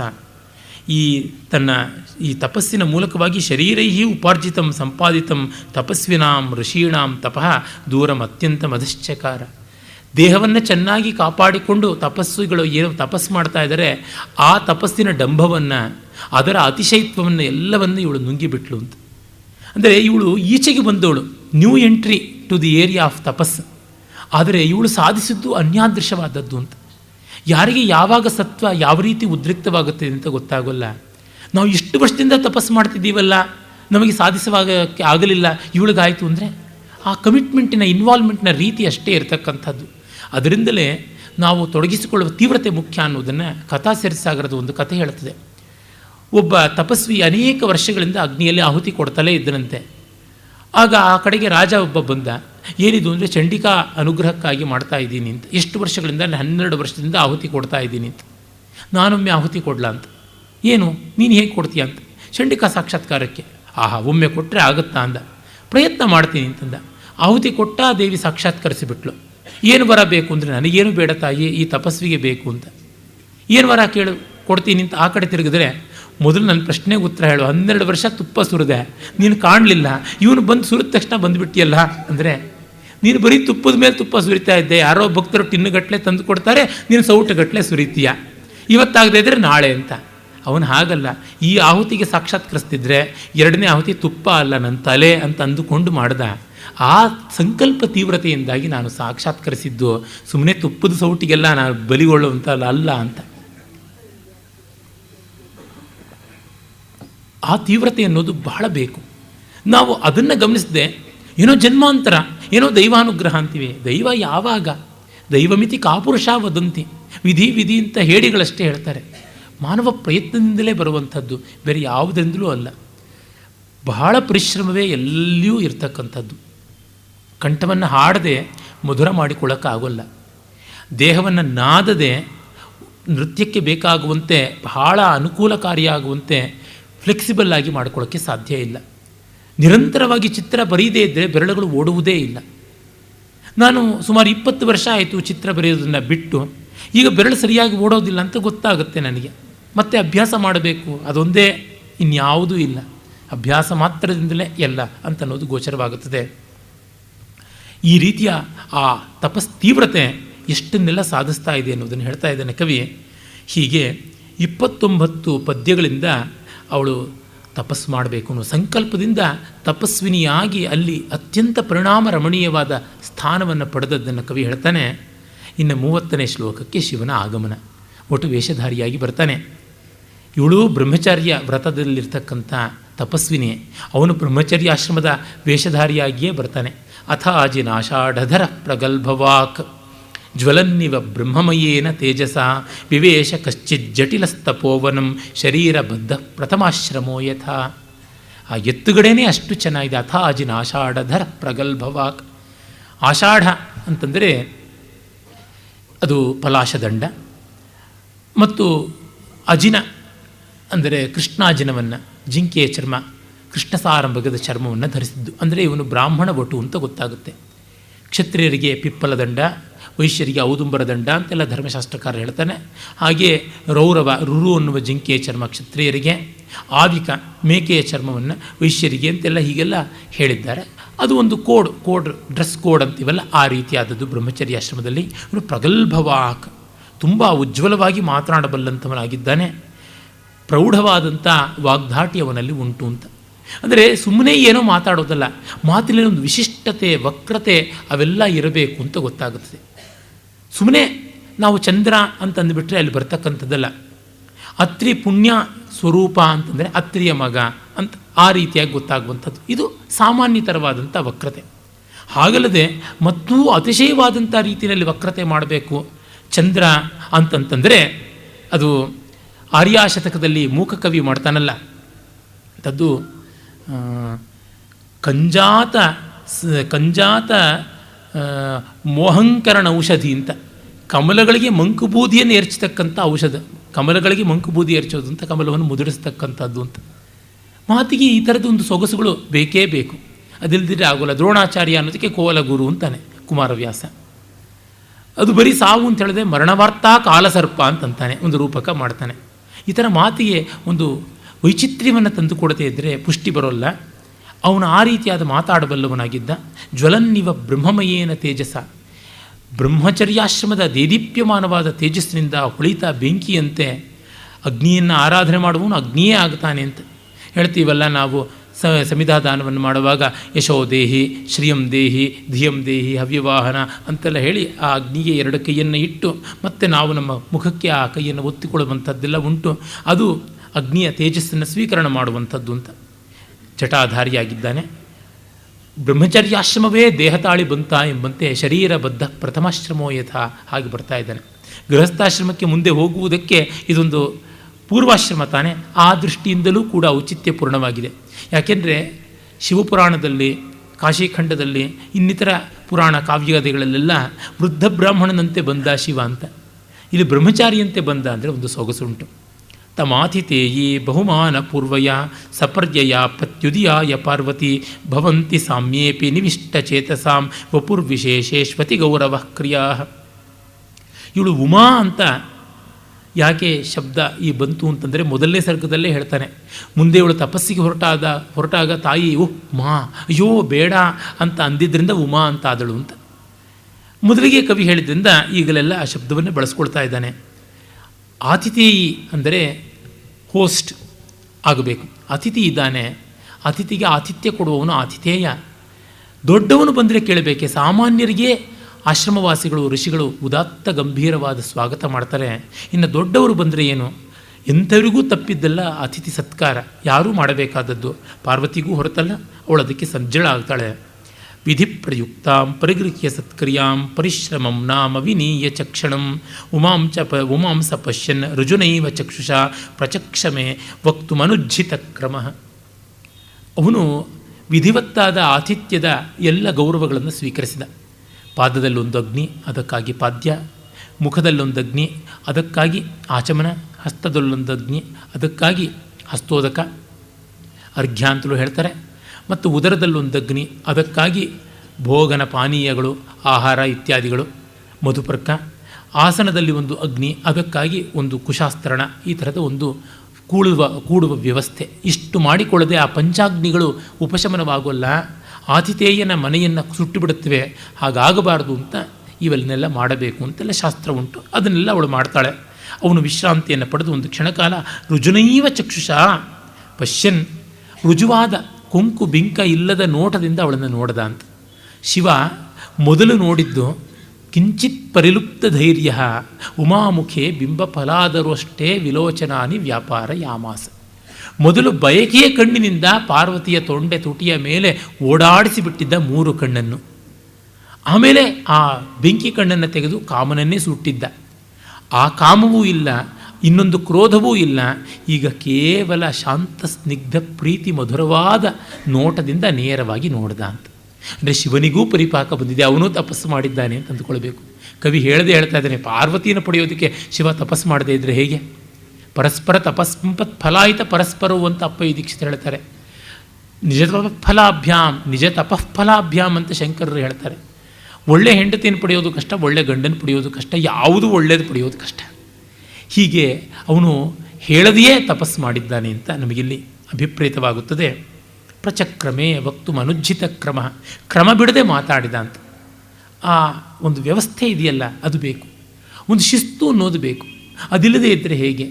ಯಾವ ಬದುಕಿನಲ್ಲಿಯೂ ಒಂದು ಓರಣ, ಒಂದು ಒಪ್ಪ ಅಂತ ಉಂಟು. ಒಂದು ಬಡಿಸುವುದಿರ್ಬೋದು, ಒಂದು ತಿನ್ನುವುದಿರ್ಬೋದು, ಒಂದು ಬಟ್ಟೆ ಮಡಚುವುದಿರ್ಬೋದು. ಬಟ್ಟೆ ಒಣಗಾಕುವಲ್ಲೂ ಅಷ್ಟೇ. ಚಿಕ್ಕ ಬಟ್ಟೆಯಿಂದ ದೊಡ್ಡ ಬಟ್ಟೆಯವರೆಗೆ ಒಂದು ಕ್ರಮದಲ್ಲಿ ಹಾಕಿದರೆ ಚೆನ್ನ. ಅದು ಒಂದಕ್ಕೊಂದು ದೂರ ಅಂತರವೂ ಕೂಡ ಸರಿಯಾಗಿರಬೇಕು. ಒಂದು ದೂರ, ಒಂದು ಹತ್ತಿರ, ಅದು ಒಂದು ಮೇಲೆ ಒಂದು ಕೆಳಗೆ ಆಗಿರಬಾರ್ದು. ಸಂಸ್ಕೃತದ ಆ ದೇವನಾಗರಿ ಲಿಪಿಯ ಬರವಣಿಗೆ ಹೇಗೆ ಕಾಣಿಸುತ್ತೆ ನೋಡಿ, ಒಳ್ಳೆ ಬಟ್ಟೆಗಳನ್ನು ತಂತಿಗೆ ತೂಗು ಹಾಕದಂತೆ ಆ ರೀತಿಯಾಗಿರಬೇಕು. ಹೆಚ್ಚು ಕಡಿಮೆ ಎಲ್ಲ ಆದರೆ ಚೆನ್ನಾಗಿ ತೋರೋದಿಲ್ಲ. ಒಂದು ಪಂಚೆಯನ್ನು ಸೀರೆಯನ್ನು ಚೌಕಾಕಾರವಾಗಿರಬೇಕು, ಟ್ರೆಪೀಸಿಯಂ ಥರ ಕಾಣಿಸಬಾರ್ದದು, ರೆಕ್ಟ್ಯಾಂಗಲ್ ಥರ ಕಾಣಿಸಬೇಕು. ಆ ರೀತಿ ಅಂಚಿಗೆ ಅಂಚುಗಳು ಕೂಡುವಂತೆ ಇರಬೇಕು. ಅದೊಂದು ಶಿಸ್ತು ಬದುಕಿನಲ್ಲಿ. ರಾಮಚಂದ್ರಾಯರು ಒಂದು ಕಡೆ ಬಹಳ ಚೆನ್ನಾಗಿ ಹೇಳ್ತಾರೆ, ನೃತ್ಯ ಕಲಿತವರು ಎಲ್ಲರೂ ರಂಗಸ್ಥಳದ ಮೇಲೆ ಹೋಗಿ ನೃತ್ಯ ಮಾಡಬೇಕು ಅಂತಲ್ಲ. ಒಂದು ಲೋಟ ತೆಗೆದುಕೊಂಡು ಬಂದು ಇಡುವುದರೊಳಗೆ ಒಂದು ಸೊಗಸು ಕಾಣುತ್ತೆ. ಅದು ಇಡುವಾಗ 2 ಬೆರಳಲ್ಲೇ ಒಂದು ಕಡೆ ಇನ್ನೊಂದು ಬೆರಳನ್ನೇ ಮಾತ್ರ ಹಿಡ್ಕೊಂಡು ಅದು ತಂದಿರ್ಬೋದು. ಅದು ಇಡುವುದರೊಳಗೆ ಒಂದು ಸೌಮ್ಯ, ಒಂದು ಸೌಜನ್ಯ, ಒಂದು ಕಟಕಾಮುಖ ಮುದ್ರೆಯಿಂದಲೋ ಅಥವಾ ಒಂದು ಹಂಸಾಸ್ಯ ಮುದ್ರೆಯಿಂದಲೋ ಲೋಟ ಇಡ್ಬೋದು. ಬನ್ನಿ ಕೂತ್ಕೊಳ್ಳಿ ಅಂತ ಹೇಳುವಾಗ ಬನ್ನಿ ಕೂತ್ಕೊಳ್ಳಿ ಅಂತ ಹೀಗಲ್ಲದೆ ಕೈಗಳನ್ನು ವಿರಳ ಮಾಡದೆ ಅದು ಹಾಗೆ ಇಟ್ಟು ಪತಾಕಾಸ್ತದಿಂದ ಕೂತ್ಕೊಳ್ಳಿ ಅಂತ ಹೇಳ್ಬೋದು. ಹೀಗೆ ನೃತ್ಯದ ಭಾವ ಉಂಟು. ಎಲ್ಲಿ ಅಂತನ್ನುವಾಗ ಮುಖ ಅರಳಿಸಿ ಕಣ್ಣು ಹುಬ್ಬು ಮೇಲೆ ಕೆದ್ದು ಆಭುಗ್ನ ನಿರ್ಭುಗ್ನ ನೇತ್ರಗಳನ್ನು ಮಾಡಿ ತೋರಿಸುವಂಥದ್ದು ಇವೆಲ್ಲ ನೃತ್ಯದಿಂದ ಬರುವುದು. ನಟನೆ ಅಂತಲ್ಲ, ಅದು ಜೀವನದಲ್ಲಿ ತಾನೇ ತಾನಾಗಿ ಉಂಟಾಗಬೇಕಾದ ಸ್ವಾರಸ್ಯ. ಒಂದು ಹಾಡು ಹಸೆ ಕಲಿತ ಮೇಲೆ ಎಲ್ಲ ಹಾಡಬೇಕು ಅಂತಲ್ಲ. ಒಂದು ಶ್ಲೋಕವನ್ನು ಶ್ರುತಿಶುದ್ಧವಾಗಿ ಹೇಳಿದ್ರೆ ಸಾಕು. ಗದ್ಯದಂತೆ ಓದುವಾಗಲೂ ಒಂದು ಶ್ರುತಿ ಇರುತ್ತೆ, ಒಂದು ಲಯ ಇರುತ್ತೆ. ಆ ರೀತಿಯಾಗಿಯೇ ಹಾಗೆ ಅನುಜ್ಜಿತ ಕ್ರಮನಾಗಿ ಮಾತಾಡ್ತಾನೆ. ಕ್ರಮವನ್ನು ಬಿಟ್ಟು ನಾನು ಏನೋ ಸಾಧಿಸ್ತೀನಿ ಅಂತಂದರೆ ಅದು ತಪ್ಪಾಗುತ್ತೆ.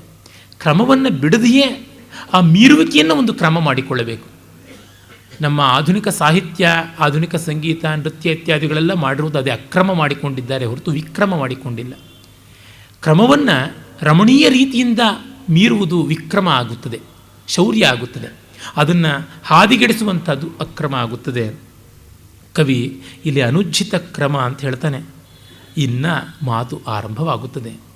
ಇನ್ನು ಒಂದು 40 ಶ್ಲೋಕಗಳು ಅತ್ಯುತ್ತಮವಾದ ಸಂವಾದಕ್ಕೆ ಸಾಕ್ಷಿಯಾಗಿ ನಿಂತಿವೆ. ಇಡೀ ಸಂಸ್ಕೃತ ವಾಂಗ್ಮಯದಲ್ಲಿ ಮಾತ್ರವಲ್ಲ, ಜಗತ್ ಸಾಹಿತ್ಯದಲ್ಲಿಯೇ ಅನರ್ಘವಾದ ಸಂಭಾಷಣೆಯ ನಿದರ್ಶನ ನಾವಿಲ್ಲಿ ನೋಡ್ತೀವಿ. ಅಪಿ ಕ್ರಿಯಾರ್ಥಂ ಸುಲಭಂ ಸಮಿತ್ಕುಶಂ ಜಲಾನ್ಯಪಿ ಸ್ನಾನ ವಿಧಿಕ್ಷಮಾಣಿತೆ ಅಪಿ ಸ್ವಶಕ್ತಿಯ ತಪಸಿ ಪ್ರವರ್ತಸೆ ಶರೀರ ಮಾಧ್ಯಂ ಖಲು ಧರ್ಮ ಸಾಧನಂ. ಮೊದಲು ಕುಶಲ ನೋಡಿ ಕೇಳುವುದು. ಅಪಿ ಅಮ್ಮ ಏನು? ಕ್ರಿಯಾರ್ಥಂ ಸುಲಭಂ ಸಮಿತ್ಕುಶಂ, ನೀನು ಅಗ್ನಿ ಕಾರ್ಯಕ್ಕಾಗಿ ಸಮಿತ್ತು ದರ್ಭೆ ಎಲ್ಲ ಚೆನ್ನಾಗಿ ಸಿಗ್ತಾ ಇದೆಯಾ. ಮತ್ತು ಜಲಾನ್ಯಪಿ ಸ್ನಾನ ವಿಧಿಕ್ಷಮಾಣಿತೆ, ನೀರು ತುಂಬ ಥಂಡಿಯಲ್ಲದೆ ನಿನ್ನ ಸ್ನಾನಕ್ಕೆ ಅನುಕೂಲವಾಗಿದೆಯಾ, ನಖಂಪಚವಾಗಿದೆಯಾ, ಉಗುರು ಬೆಚ್ಚಗಿರುವ ನೀರಿದೆಯಾ. ಅಪಿ ಸ್ವಶಕ್ತಿಯ ತಪಸ್ಸಿ ಪ್ರವರ್ತಸೆ, ನಿನ್ನ ದೇಹ ನೋಡಿದ್ರೆ ಸೊರಗು ಹೋಗಿದೆ, ಅದಕ್ಕಾಗಿ ನಿನ್ನ ಶಕ್ತಿಗೆ ಅಳವಡುವಂತೆ ತಪಸ್ಸು ಮಾಡ್ತಾ ಇದೆಯಾ. ಯಾಕೆ? ಬಹಳ ಮನೋಹರವಾದ ಒಂದು ಮಹಾವಾಕ್ಯ, ವೇದವಾಕ್ಯದಂತೆ ಅಂತ ಹೇಳ್ಬೋದು. ಶರೀರ ಮಾಧ್ಯಂ ಖಲು ಧರ್ಮ ಸಾಧನಂ, ಶರೀರವನ್ನು ಧರ್ಮಕ್ಕೆ ಮೊದಲ ಸಾಧನ ಅಂತ ಕರೀತಾರಲ್ಲ, ಅದರಿಂದ ದೇಹವನ್ನು ತುಂಬ ಪೀಡಿಸಿ ಮಾಡುವಂಥದ್ದೇನು. ಹುತ್ತವ ಬಡಿದುಡೆ ಹಾವು ಸಾಯಬಲ್ಲುದೆ, ಆ ಕಾರಣ ಅದು ಅಷ್ಟು ಯುಕ್ತವಲ್ಲ. ಧರ್ಮಸ್ತು ಕಾಯೇನ ವಾಚಾ ಬುದ್ಧ್ಯ ಧನಾದಿನಾ ಚ ಬಹುಭಿ ಸಾಧ್ಯತೆ ತೇಷು ಚ ವಪುರೇವ ಮುಖ್ಯಂ ಸಾಧನಂ. ಸತಿ ದೇಹೇ ಧರ್ಮಾರ್ಥ ಕಾಮ ಮೋಕ್ಷ ಲಕ್ಷಣಶ್ಚತುರ್ವರ್ಗಾ ಸಾಧ್ಯಂತೆ ಅತಯೇವ ಸತತಂ ಆತ್ಮಾನಮೇವ ಗೋಪಯೀತ ಇತಿ ಶ್ರುತಿ. ದೇಹವನ್ನು ಸದಾ ಕಾಪಾಡಿಕೊಳ್ಳಬೇಕು ಅಂತ ವೇದವೇ ಹೇಳುತ್ತದೆ ಅಂತ ಮಲ್ಲಿನಾಥ ಬರೀತಾನೆ. ಅಪಿತ್ವದಾವರ್ಜಿತವಾರಿ ಸಂಭೃತಂ ಪ್ರವಾಲ ಮಾಸಾಂ ಅನುಬಂಧಿ ವಿರುಧಾಂ ಚಿರೋಜ್ಜಿತಾಲಕ್ತ ಕಪಾಟಲೇನತೆ ತುಲಾಂ ಯದಾರೋಹತಿ ದಂತವಾಸಸ. ನೀನು ಈ ಬಳ್ಳಿಗಳ ಚಿಗುರು ಇತ್ಯಾದಿ ಇವೆಲ್ಲವನ್ನೂ ಕೂಡ ಚೆನ್ನಾಗಿ ಸೊಂಪಾಗಿ ತೋರುವಂತೆ ಬೆಳೆಸ್ತಾ ಇದೆಯಲ್ಲ, ಅವು ಚೆನ್ನಾಗಿ ಬೆಳೀತಾ ಇವೆಯಾ. ನೀನು ಹೃದಯ ನಿರ್ವಿಶೇಷವಾಗಿ ಈ ಮರಗಿಡಗಳನ್ನು ಬೆಳೆಸ್ತಾ ಇದೆಯಾ. ನೀರಿನ ಕೊಡಗಳ ಮೇಲೆ ಕೊಡ ತಂದು ಅವುಗಳಿಗೆ ಹನಕಿಸ್ತಾ ಇದೆಯಾ. ಅವು ಚೆನ್ನಾಗಿ ಚಿಗುರಿ ಹೂ ಬಿಟ್ಟು ಹಣ್ಣು ಕಾಯಿ ಎಲ್ಲ ಆಗ್ತಾ ಇದೆ ತಾನೇ. ಮತ್ತು ನಿನ್ನ ತುಟಿಯ ಜೊತೆಗೆ ಅವು ಸ್ಪರ್ಧೆ ನಡೆಸ್ತಾ ಇವೆ ಅಷ್ಟೇ ಅಂತ. ಚಿರೋಜ್ಜಿತ ಆಲಕ್ತಕ ಪಾಟಲೇನತೆ ತುಲಾಂ ಯದಾರೋಹತಿ ದಂತವಾಸಸ. ನೀನು ತುಟಿಗೆ ಬಣ್ಣ ಹಚ್ಚೋದನ್ನು ಬಿಟ್ಟಿದ್ದರೂ ತುಟಿ ಕೆಂಪನ್ನು ಕಳ್ಕೊಂಡಿಲ್ಲ. ನಿನ್ನ ತುಟಿಯ ಜೊತೆಗೆ ಹೋಲಿಕೆಯಾಗುವಂತೆ ಇವು ಕೆಂಪು ಚಿಗುರುಗಳಿಂದ ಕುಡಿಯೊಡೆದು ಒಂದು 10 10 100 ಬೆಳೀತಾ ಇವೆ ತಾನೇ ಅಂತ. ನೀನು ನೀರೆರೆದು ಬೆಳೆಸುವ ಗಿಡ ಚೆನ್ನಾಗಿ ಬೆಳೀತಾ ಇದೆಯಾ ಅಂತ ಕೇಳುವುದು ಎಷ್ಟು ರಮಣೀಯವಾಗಿ ಕೇಳ್ತಾ ಇದ್ದಾನೆ. ಈ ರೀತಿ ಯಾವ ಕವಿ ಕೇಳೋದಕ್ಕೆ ಸಾಧ್ಯ, ಯಾವ ಸಂಸ್ಕೃತಿ ಕೇಳೋಕ್ಕೆ ಸಾಧ್ಯ? ಇಲ್ಲಿ ನೋಡಿ, ಅಸಭ್ಯತೆ ಇಲ್ಲ. ಹಾಗಂತ ಹೇಳಿ ಮಾಧುರ್ಯಕ್ಕೆ ಏನೂ ಕೊರತೆ ಆಗಿಲ್ಲ. ನಿಜವಾದ ಶೃಂಗಾರ ಅಂದರೆ ಇದು. ಅಪಿ ಪ್ರಸನ್ನಂ ಹರಿಣೇಶು ತೇ ಮನಃ ಕರಸ್ತದರ್ಭ ಪ್ರಣಯಾಪಹಾರಿಷು ಯಯುತ್ಪಲಾಕ್ಷಿ ಪ್ರಚಲೈರ್ವಿಲೋಚನೈ ತವಾಕ್ಷಿ ಸಾದೃಶ್ಯಮಿವ ಪ್ರಯುಂಜತೆ. ನೀನು ಕೈ ಹಿಡಿದು ಆ ಹುಲ್ಲನ್ನು ನೀವಾರ ಮುಷ್ಟಿಯನ್ನು ಕೊಡಬೇಕು ಅಂತ ತೆಗೆದುಕೊಳ್ಳೋದ್ರೊಳಗಾಗಿ ಜಿಂಕೆಗಳು ಓಡಿ ಬಂದು ನಿನ್ನ ಕೈಯಿಂದ ಕಿತ್ತುಕೊಂಡು ಹೋಗ್ತಾ ಇವೆ ತಾನೆ.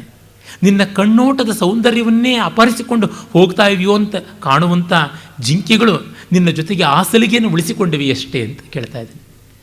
ಅಂದರೆ ಪ್ರತಿಯೊಂದಕ್ಕೂ ಪಾರ್ವತಿನ ಆಲಂಬನ ವಿಭಾವ ಮಾಡ್ತಾ ಇದ್ದಾನೆ.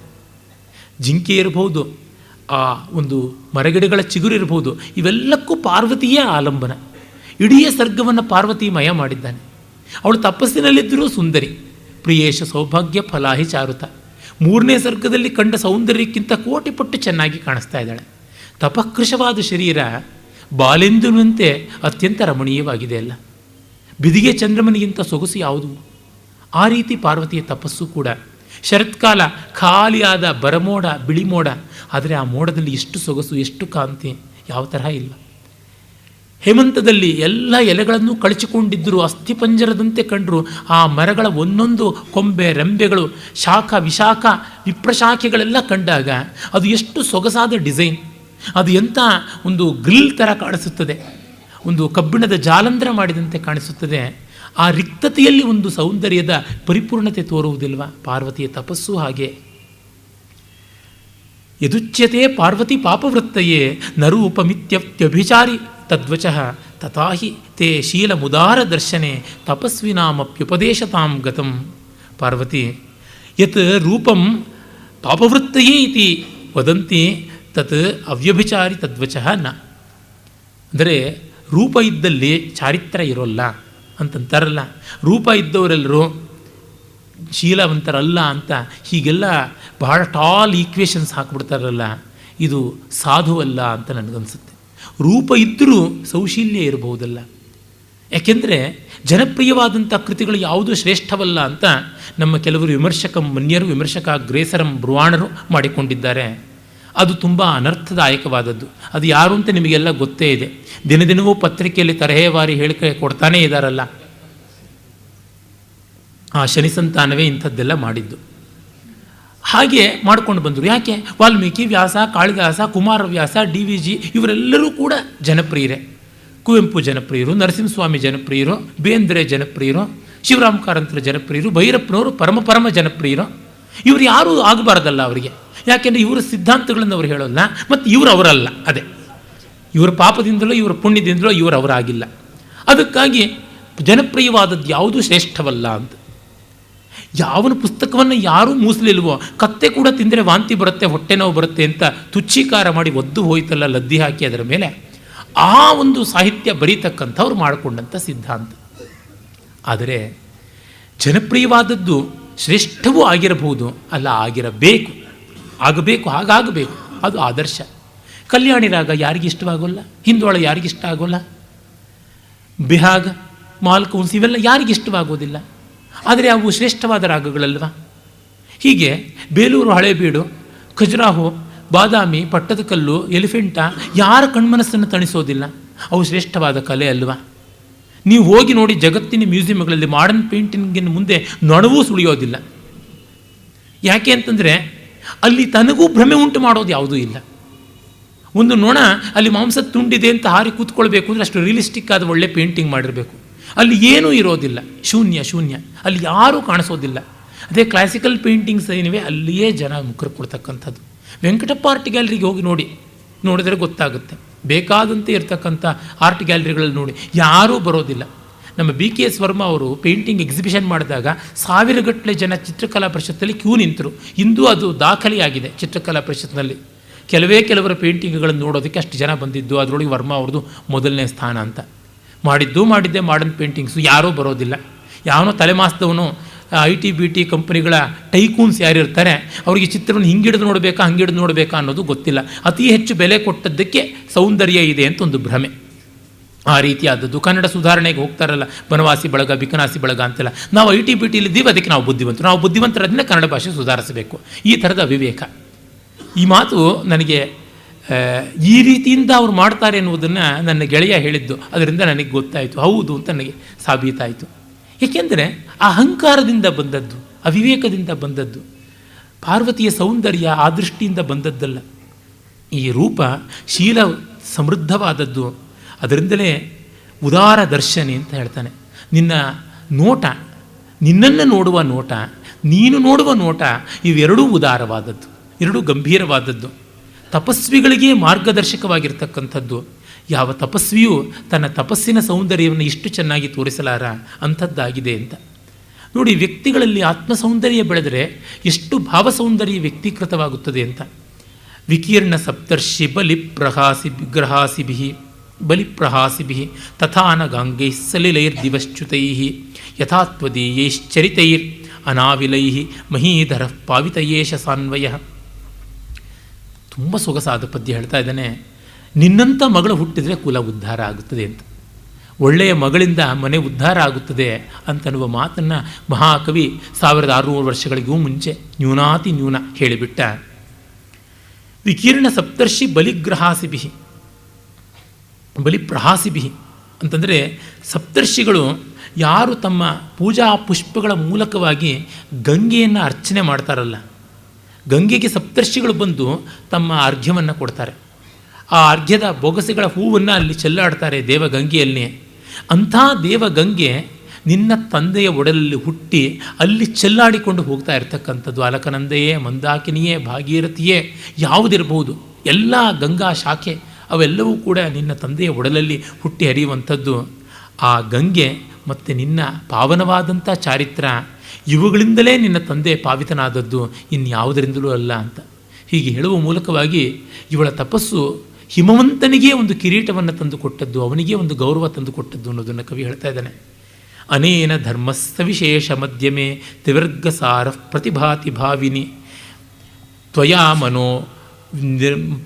ಮನೋ ನಿರ್ವಿಷಯಾರ್ಥ ಕಾಮಯ ಯದೇಕ ಏವ ಪ್ರತಿಗೃಹ್ಯ ಸೇವ್ಯತೆ. ನೀನು ಇಷ್ಟು ಮನೋನಿಶ್ಚಯದಿಂದ ಎಲ್ಲ ವಿಷಯ ವಾಂಛೆಗಳನ್ನು ಬಿಟ್ಟು ಅರ್ಥಕಾಮಗಳನ್ನು ತ್ಯಜಿಸಿ ತಪಸ್ಸು ಮಾಡುವುದನ್ನು ನೋಡಿದರೆ ಧರ್ಮಾರ್ಥ ಕಾಮಗಳಿಂದ ತ್ರಿವರ್ಗವೂ ಕೂಡ ಧರ್ಮದಿಂದಲೇ ಸಾಧಿತವಾಗುತ್ತದೆ, ಧರ್ಮದಲ್ಲಿಯೇ ಎಲ್ಲವೂ ಪ್ರತಿಷ್ಠವಾಗಿದೆ ಅನ್ನೋದು ನಿನ್ನನ್ನು ನೋಡಿ ಗೊತ್ತಾಗ್ತಾ ಇದೆ ಅಂತ. ಕೆಲವೊಮ್ಮೆ ನಮಗೆ ಮೌಲ್ಯಗಳಲ್ಲಿ, ದೊಡ್ಡತನದಲ್ಲಿ, ಗುಣಗಳಲ್ಲಿ ಅವಿಶ್ವಾಸ ಮೂಡಿದಾಗ ಅದನ್ನು ಆತ್ಮಸಾತ್ತಾಗಿರಿಸಿಕೊಂಡವ್ರನ್ನ ಕಂಡಾಗ ನಮಗೆ ಭರವಸೆ ಬರುತ್ತೆ. ಇವರನ್ನು ಕಂಡರೆ ನಮಗೂ ಒಂದು ಬಾಳಿನಲ್ಲಿ ವಿಶ್ವಾಸ ಇದೆ ಅಂತ ಗೊತ್ತಾಗುತ್ತೆ, ಬಾಳಿನಲ್ಲಿ ಒಳ್ಳೆಯದಿದೆ ಅಂತ ಗೊತ್ತಾಗುತ್ತದೆ ಅಂತ. ದೊಡ್ಡದನ್ನು ಕಾಣಬೇಕು, ದೊಡ್ಡದಕ್ಕೆ ಶರಣಾಗಬೇಕು. ಭೂಮಾನುಭೂತಿ, ಮಹತ್ತರವಾದದ್ದನ್ನು ಸಂಸೇವನೆ ಮಾಡುವುದು ಅದು ಒಂದು ಜೀವನದ ಪುಣ್ಯ. ಅದು ಅಲ್ಪಸತ್ವರಿಗೆ ಬರುವಂಥದ್ದಲ್ಲ. ನಾನು ದೊಡ್ಡವನಲ್ಲದೆ ಇರ್ಬೋದು, ದೊಡ್ಡದು ಯಾವುದು ಅಂತ ಅನ್ನೋದು ನನಗೆ ಗೊತ್ತು. ಎಷ್ಟು ಸಾಕು. ಕೈಲಾಸಮ್ಮವರ ತಂದೆ ಹೇಳ್ತಾ ಇದ್ದರಂತೆ, ಸದಾಶಿವಯ್ಯರು, ಅವರ ಅಣ್ಣ ಪರಮಶಿವಯ್ಯರ್ ಅಂತ, ನಾನು ಇಂಥವರ ತಮ್ಮ ಅನ್ನೋದು ಸಾಕು, ನನಗೆ ಇನ್ಯಾವ ಕ್ವಾಲಿಫಿಕೇಷನ್ನು ಬೇಡ ಅಂತನ್ನುವಂಥದ್ದು. ನಾನು ದೊಡ್ಡವ್ರನ್ನ ಕಂಡಿದ್ದೀನಿ ಅಂತ. ನೀಲಕಂಠ ದೀಕ್ಷಿತ ಹೇಳ್ತಾನಲ್ಲ, ಎಂ ವಿದ್ಮೈತಿ ಯದ್ ಗ್ರಂಥಾನ್ ಅಭ್ಯಸ್ಯಾಮೋಖಿಲಾನಿತೆ ಯಸ್ಯ ಶಿಷ್ಯಾಸ್ಮೈತಿ ಚ ವಿಕತ್ತಂತಿ ವಿಪಶ್ಚಿತ ಅಂತ. ನಮಗವ್ರ ಹೆಸರು ಗೊತ್ತು, ನಮಗವ್ರ ಪುಸ್ತಕಗಳು ಗೊತ್ತು, ನಮಗೆ ಅವರು ಸಾಕ್ಷಾತ್ ಗುರುಗಳಾಗಿದ್ದರು ಅಂತ ಗ್ರೇಡ್ ವಾರಿಯಾಗಿ ಹೇಳಿಕೊಂಡು ಅಪ್ಪಯ್ಯ ದೀಕ್ಷಿತರ ಶಿಷ್ಯರು ಸಂತೋಷ ಪಡ್ತಾ ಇದ್ದರು ಅಂತ. ದೊಡ್ಡವರ ಪರಿಚಯ ಉಂಟು, ಅವರ ಅನುಗ್ರಹ ನಮಗುಂಟು ಅಂತ ಅನ್ನುವುದು ಒಂದು ಸೌಭಾಗ್ಯ. ಡಿ ವಿ ಜಿ ಹೇಳ್ತಾರೆ, ದೊಡ್ಡ ಗುರುವಿನ ಹತ್ತಿರ ಓದಿದೆ ಅಂತ ನೆನೆದು ಸಂತೋಷ ಪಡುವುದು ಒಂದು ದೊಡ್ಡದು ಅಂತ. ನಾನು ಮತ್ತೆ ಹೇಳ್ಕೊಳ್ತಾ ಇರ್ತೀನಿ, ಕಾಳಿದಾಸನ, ವ್ಯಾಸ, ವಾಲ್ಮೀಕಿ ಇತ್ಯಾದಿಗಳನ್ನು ಓದಿದ್ದೇ ಸೌಭಾಗ್ಯ. ಆ ಮಹಾಕವಿಗಳ ಸಾನ್ನಿಧ್ಯ ಸದಾಕಾಲ ಇದೆಯಲ್ಲ, ಇನ್ನೇನು ಬದುಕಿಗೆ ಅತಿಶಯವಾದದ್ದು ಬೇಡ ಅಂತ ಅನಿಸುತ್ತದೆ ಅಂತ. ಕಾಳಿದಾಸ ತ್ರಿವರ್ಗಸಾರವಾದದ್ದು ಧರ್ಮ ಅಂತ ನಿನ್ನಿಂದ ಗೋಚರಿಸುತ್ತದೆ ಅಂತ. ಯಾಕೆಂದರೆ ಪುಸ್ತಕದ ಬದನೆಕಾಯಿಯಾಗಿ ಎಷ್ಟು ಝಾಡಿಸಿದರೂ ಏನು ಪ್ರಯೋಜನಕ್ಕೆ ಬರೋಲ್ಲ. ಎಲ್ಲಿಯಾದರೂ ತೋರಿಸ್ತಾ ಇದ್ದಾರೆ, ಅದು ಕಾಣಿಸ್ತಾ ಇದೆಯಾ ಅಂತ ನೋಡಬೇಕು. ನಮ್ಮ ರಾಮಸ್ವಾಮಿಯವರು ಒಂದು ಕಡೆ ಬರೀತಾರೆ, ಡಿ ವಿ ಜಿಯವ್ರನ್ನ ಕುರಿತ ದಿವಟಿಕೆಗಳು ಪುಸ್ತಕದ ಲೇಖನದಲ್ಲಿ. ಅವರ ವಿದ್ಯಾಗುರುಗಳಾದಂತಹ ಮಾಗಡಿ ಲಕ್ಷ್ಮೀನರಸಿಂಹಶಾಸ್ತ್ರಿಗಳು ಚತುಶಾಸ್ತ್ರ ಕೋವಿದರಾದವರು. ಅವರು ಇವರಿಗೆ, ನಮ್ಮ ರಾಮಸ್ವಾಮಿಯವರಿಗೆ ವೇದಾಂತ ಪಾಠ ಹೇಳ್ತಾ ಇದ್ದವರು. ಹೋದಾಗ ಜ್ಞಾಪಕ ಚಿತ್ರಶಾಲೆಯ ಲೇಖನಗಳು ಪತ್ರಿಕೆಗಳಲ್ಲಿ ಬರ್ತಾ ಇದ್ವಂತೆ. ಅದನ್ನು ಓದಿ ಹೇಳೋರಂತೆ, ಡಿ ವಿ ಜಿಯವರ ಬಗ್ಗೆ, ವಿಶ್ವೇಶ್ವರಯ್ಯನವರ ಬಗ್ಗೆ ಡಿ ವಿ ಜಿ ಬರೆದದ್ದು ತುಂಬ ಚೆನ್ನಾಗಿದೆ. ಅವರು ಭಗವದ್ಗೀತೆಗೆ ಬರೆದಂಥ ಜೀವನಧರ್ಮಯೋಗ ವ್ಯಾಖ್ಯಾನಕ್ಕಿಂತಲೂ ಇಂಥ ಲೇಖನ ದೊಡ್ಡದು ಅನಿಸುತ್ತೆ. 1000 ಶಾಸ್ತ್ರವಾಕ್ಯಗಳನ್ನು ಜಾಡಿಸ್ಬೋದು, ಆದರೆ ಇಂಥವರೊಬ್ಬರು ಇದ್ದರು ಅಂತ ಅವರ ಬದುಕಿನ ಬಗ್ಗೆ ಬರೆಯೋದು ದೊಡ್ಡದು.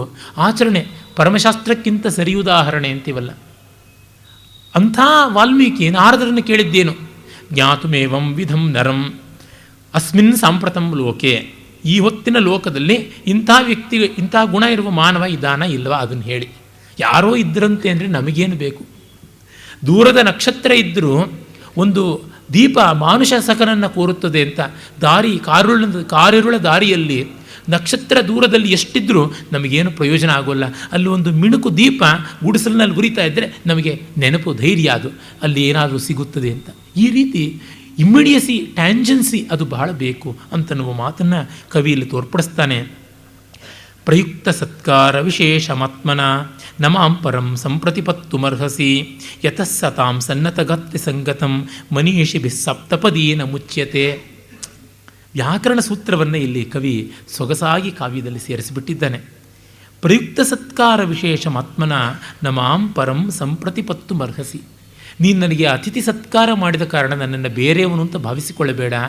ನಾನು ನಿನ್ನ ಬಂಧು ಅಂತ ಭಾವಿಸಿಕೋ, ನಿನ್ನ ಆತ್ಮೀಯ ಅಂತ ಅಂದುಕೋ. ಯಾಕೆ? ಯತಃ, ಯಾಕೆಂದರೆ ಸನ್ನತ ಗಾತ್ರಿ, ತಪಸ್ಸಿನಿಂದ ಬಾಗಿರುವವಳೇ, ಸತಾಂ ಮನೀಷಿಭಿ ಸಂಗತಂ ಸಪ್ತಪದೀನ ಮುಚ್ಯತೆ. ಸಜ್ಜನರ ಜೊತೆಗೆ ಸೇರಿ 7 ಮಾತಾಡಿದರೆ ಸಾಕು, 7 ಹೆಜ್ಜೆ ನಡೆದರೆ ಸಾಕು, ವಿಶ್ವಾಸ, ಬಾಂಧವ್ಯ ಬಂತು ಅಂತ. ಹಾಗಾಗಿ ನಿನ್ನ ವಿಶ್ವಾಸಿ ನಾನು ಅಂತ ಕಾನ್ಫಿಡೆನ್ಸಿಗೆ ತೆಗೆದುಕೊಂಡು ನಿನ್ನ ಬಯಕೆ ಹೇಳು, ನಿನ್ನ ತಪಸ್ಸಿನ ರೀತಿ ನೀತಿ ಹೇಳು. ಯಾಕೆ? ಅತೋತ್ರ ಕಿಂಚಿತ್ ಭವತೀಂ ಬಹುಕ್ಷಮಾಂ ದ್ವಿಜಾತಿ ಭಾವಾದುಪಪನ್ನ ಚಾಪಲಃ ಅಯಂ ಜನ ಪ್ರಷ್ಟುಮನಾಸ್ತಪೋಧನೆ ನಚೇದ್ರಹಸ್ಯಂ ಪ್ರತಿವಕ್ತುಮರ್ಹಸಿ. ಯಾಕೆ? ದ್ವಿಜಾತಿ ಭಾವಾದುಪಪನ್ನ ಚಾಪಲಃ. ಈ ಬ್ರಾಹ್ಮಣರಿಗೆ ಎಲ್ಲ ಕಡೆಗೂ ಕ್ಯೂರಿಯಾಸಿಟಿ, ಕುತೂಹಲ, ಚಾಪಲ್ಯ. ಬ್ರಹ್ಮಚಾರಿ ಶತಮರ್ಕಟ ಅಂತಾರೆ. ನನಗೆ ನಿನ್ನ ಬಗ್ಗೆ ಕುತೂಹಲ, ಏನು ಅಂತ ಕೇಳಬೇಕು ಅಂತ. ಹೀಗಾಗಿ ನೀನು ಯಾರೋ ಅಂತ ಗೊತ್ತಾಯಿತು, ನಿನ್ನ ತಪಸ್ಸಿನ ಕಾರಣ ಏನು ಅನ್ನೋದನ್ನು ತಿಳಿಯಬೇಕು. ಕಿಂಚಿತ್ ಭವತೀಂ ಬಹುಕ್ಷಮಾಂ ಪ್ರಷ್ಟು ಮನಃ. ಸ್ವಲ್ಪ ಇದೆ, ಅಸ್ತಿ ಕಿಂಚಿತ್ ಪ್ರಷ್ಟು, ನಿನ್ನಲ್ಲಿ ಕೇಳಬೇಕಾದದ್ದು ಒಂದಷ್ಟಿದೆ.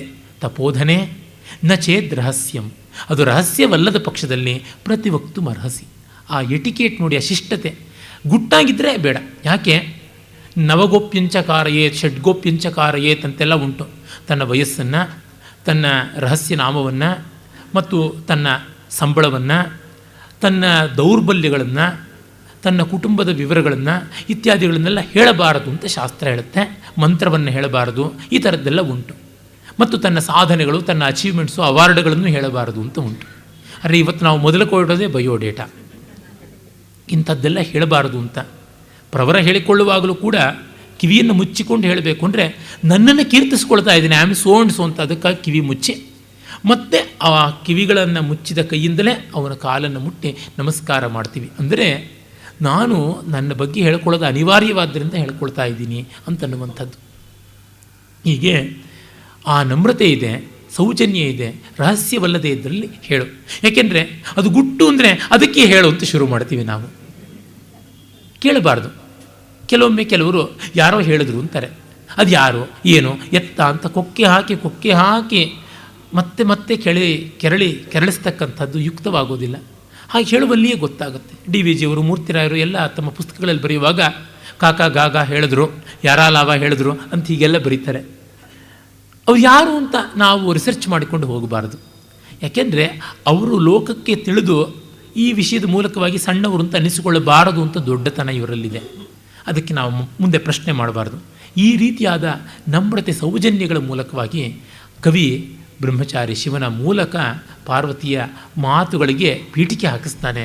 ಮುಂದಿನ ವಿವರ ನಾಳೆ ನೋಡೋಣ. ಓಂ ತತ್ಸತ್.